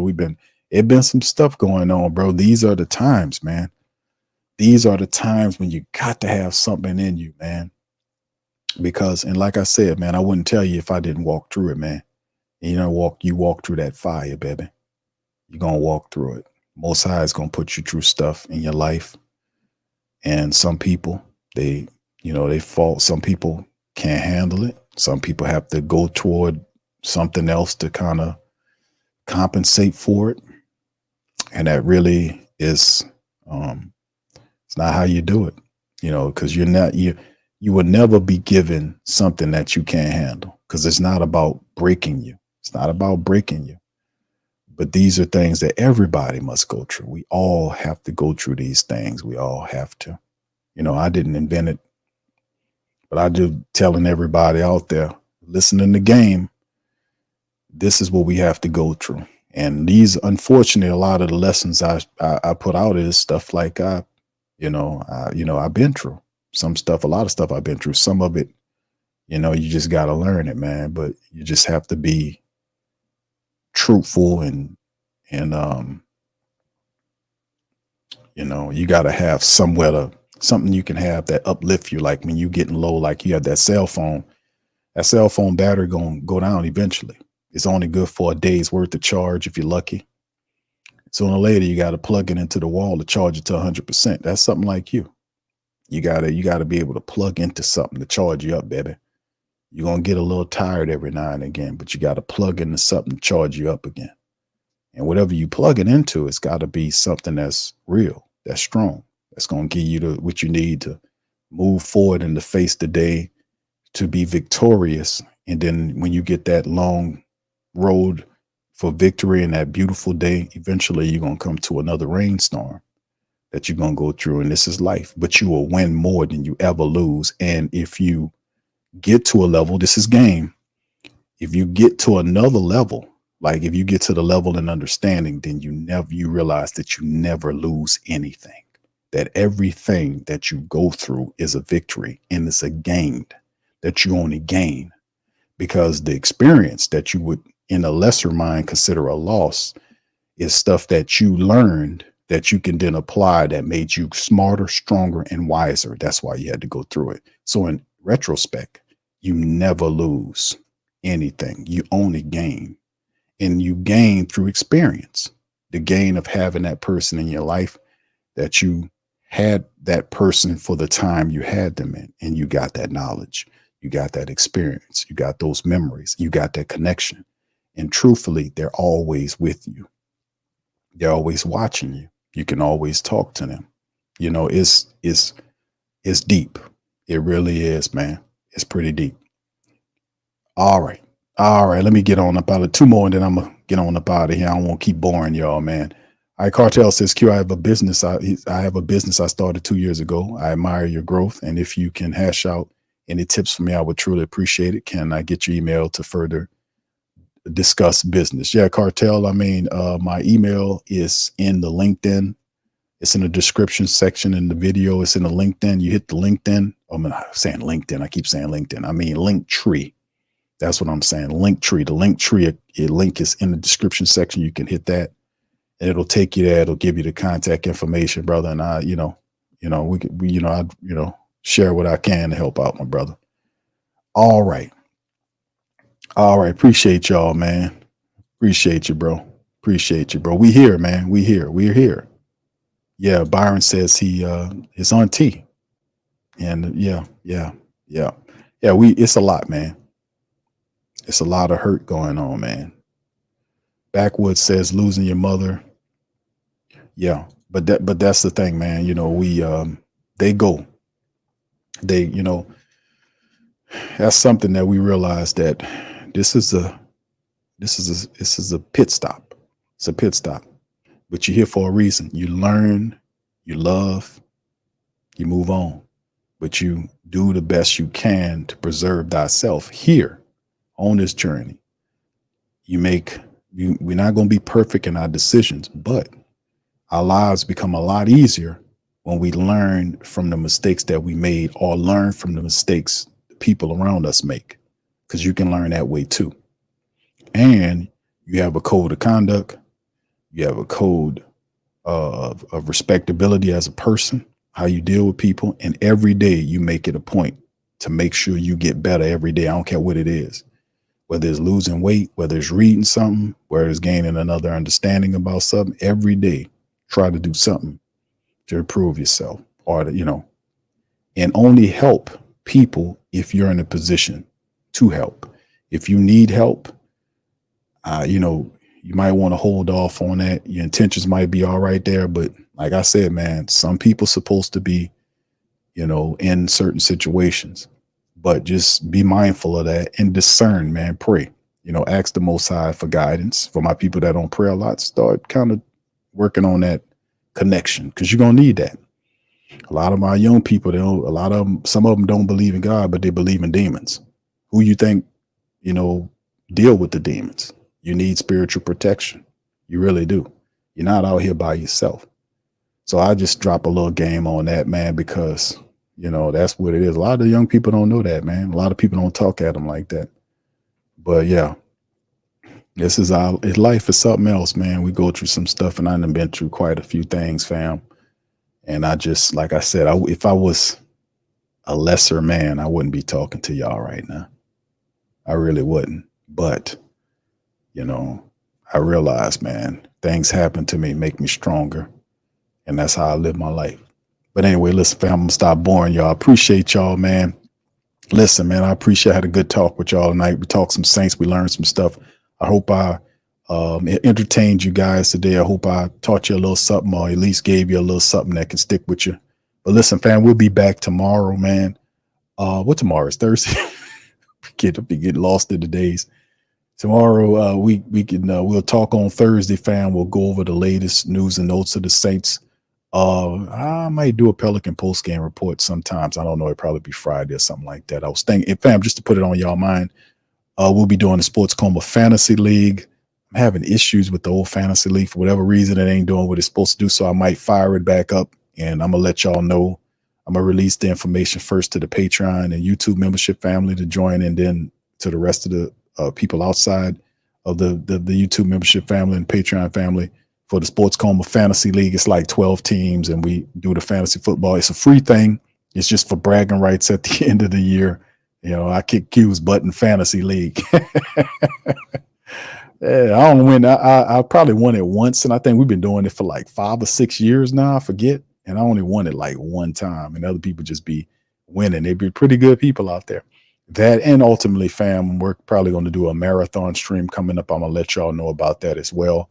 And we'll let y'all know from 7 to 7, a marathon stream. We'll probably be doing that. We'll be doing that very soon. I'll let y'all know when we do that, because every once in a year I like try to do my little marathon streams to do that. All right, Crusher, thank you, man. He says my mama want to know if you really yeah, you tell mother, man, that yes, Trevor Penning will be starting. Thank you, brother. Appreciate you, man, for that, man. Thank you, brother. Yeah, tell mother, yes, bro. We go do that. All right. Appreciate y'all, man. Listen, I'm gonna holler at y'all on Thursday. Much love to the fam. Appreciate y'all. Hit the like button, hit the subscribe button. Feel free to share the show, fam. I'm gonna holler at you on the next one. Peace. Who that to you? Yeah. Boogie like Benson, I'm a who that. I'm a who that. Long as I'm living, I'm a who that. Lose or winning, I'm a who that. Sports Coma, yeah, this is where we do that. Where we do that, where we do that, where we do that, where we do that, where we do that. Boogie like Benson, I'm a who that. I'm a who that. Sports Coma, this is where we do that. Where we do that. Welcome, welcome, welcome. Somebody please better help. Running this thing like elf. I thank God every day I'm not a felt. Go to YouTube Live with Big Q and the guys. If you ain't ride or die, the bandwagon get flipped. Been marching in, that was way for the ring. I was yelling out your shame for the championship. Bucking on town, duck down. Falcons, pluck, get shut down. Panthers ain't much touchdown. The vision really belong to us now. So much hate on the Saints, you could probably tell. Ever since Bounty Gate hit the NFL, when things seem fishy and you probably smell the crooked referees or Roger Goodell. Yeah, money like this and I'm a who that. Every day I'm living, I'm a who that. Lose or winning, I'm a who that. It's the Sports Coma, this is where we do that. Where we do that, where we do that, where we do that, where we do that, where we do that. Boogie like Benson, I'm a who that. It's the Sports Coma, this is where we do that. You're listening to the Sports Coma with Big Q and the guys on the PRO Media Network.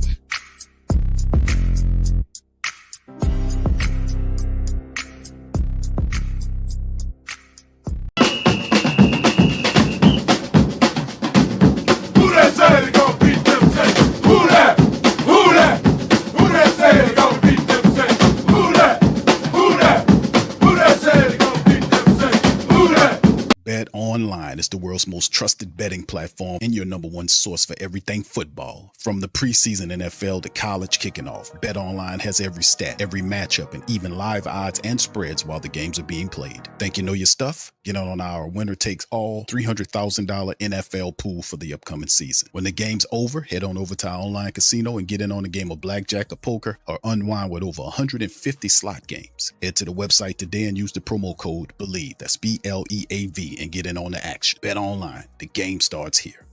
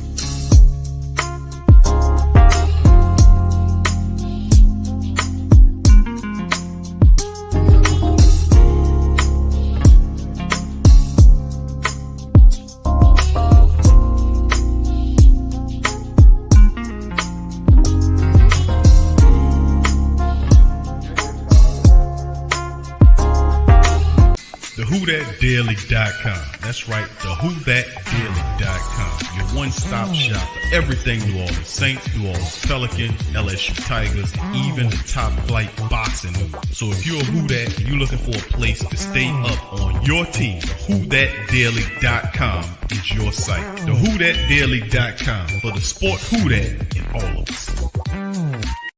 That's right, the Pro Shop is the platform's stores where you can go and buy all the latest merch to support the platform. Available at the Pro Shops, we have dozens of hundreds of products available for you and your family. Unisex tees for men and women, hoodies and sweatshirts, tank tops, kids and baby items, long sleeve tees, mugs, pillows, wall art, bath bedding, face masks, phone cases, stickers, bags, fanny packs, socks, hats, and many other items. Please feel free to check out the Pro Shops. The link is in the description section below. Remember, it helps the platform continue to grow. So check out the Pro Shop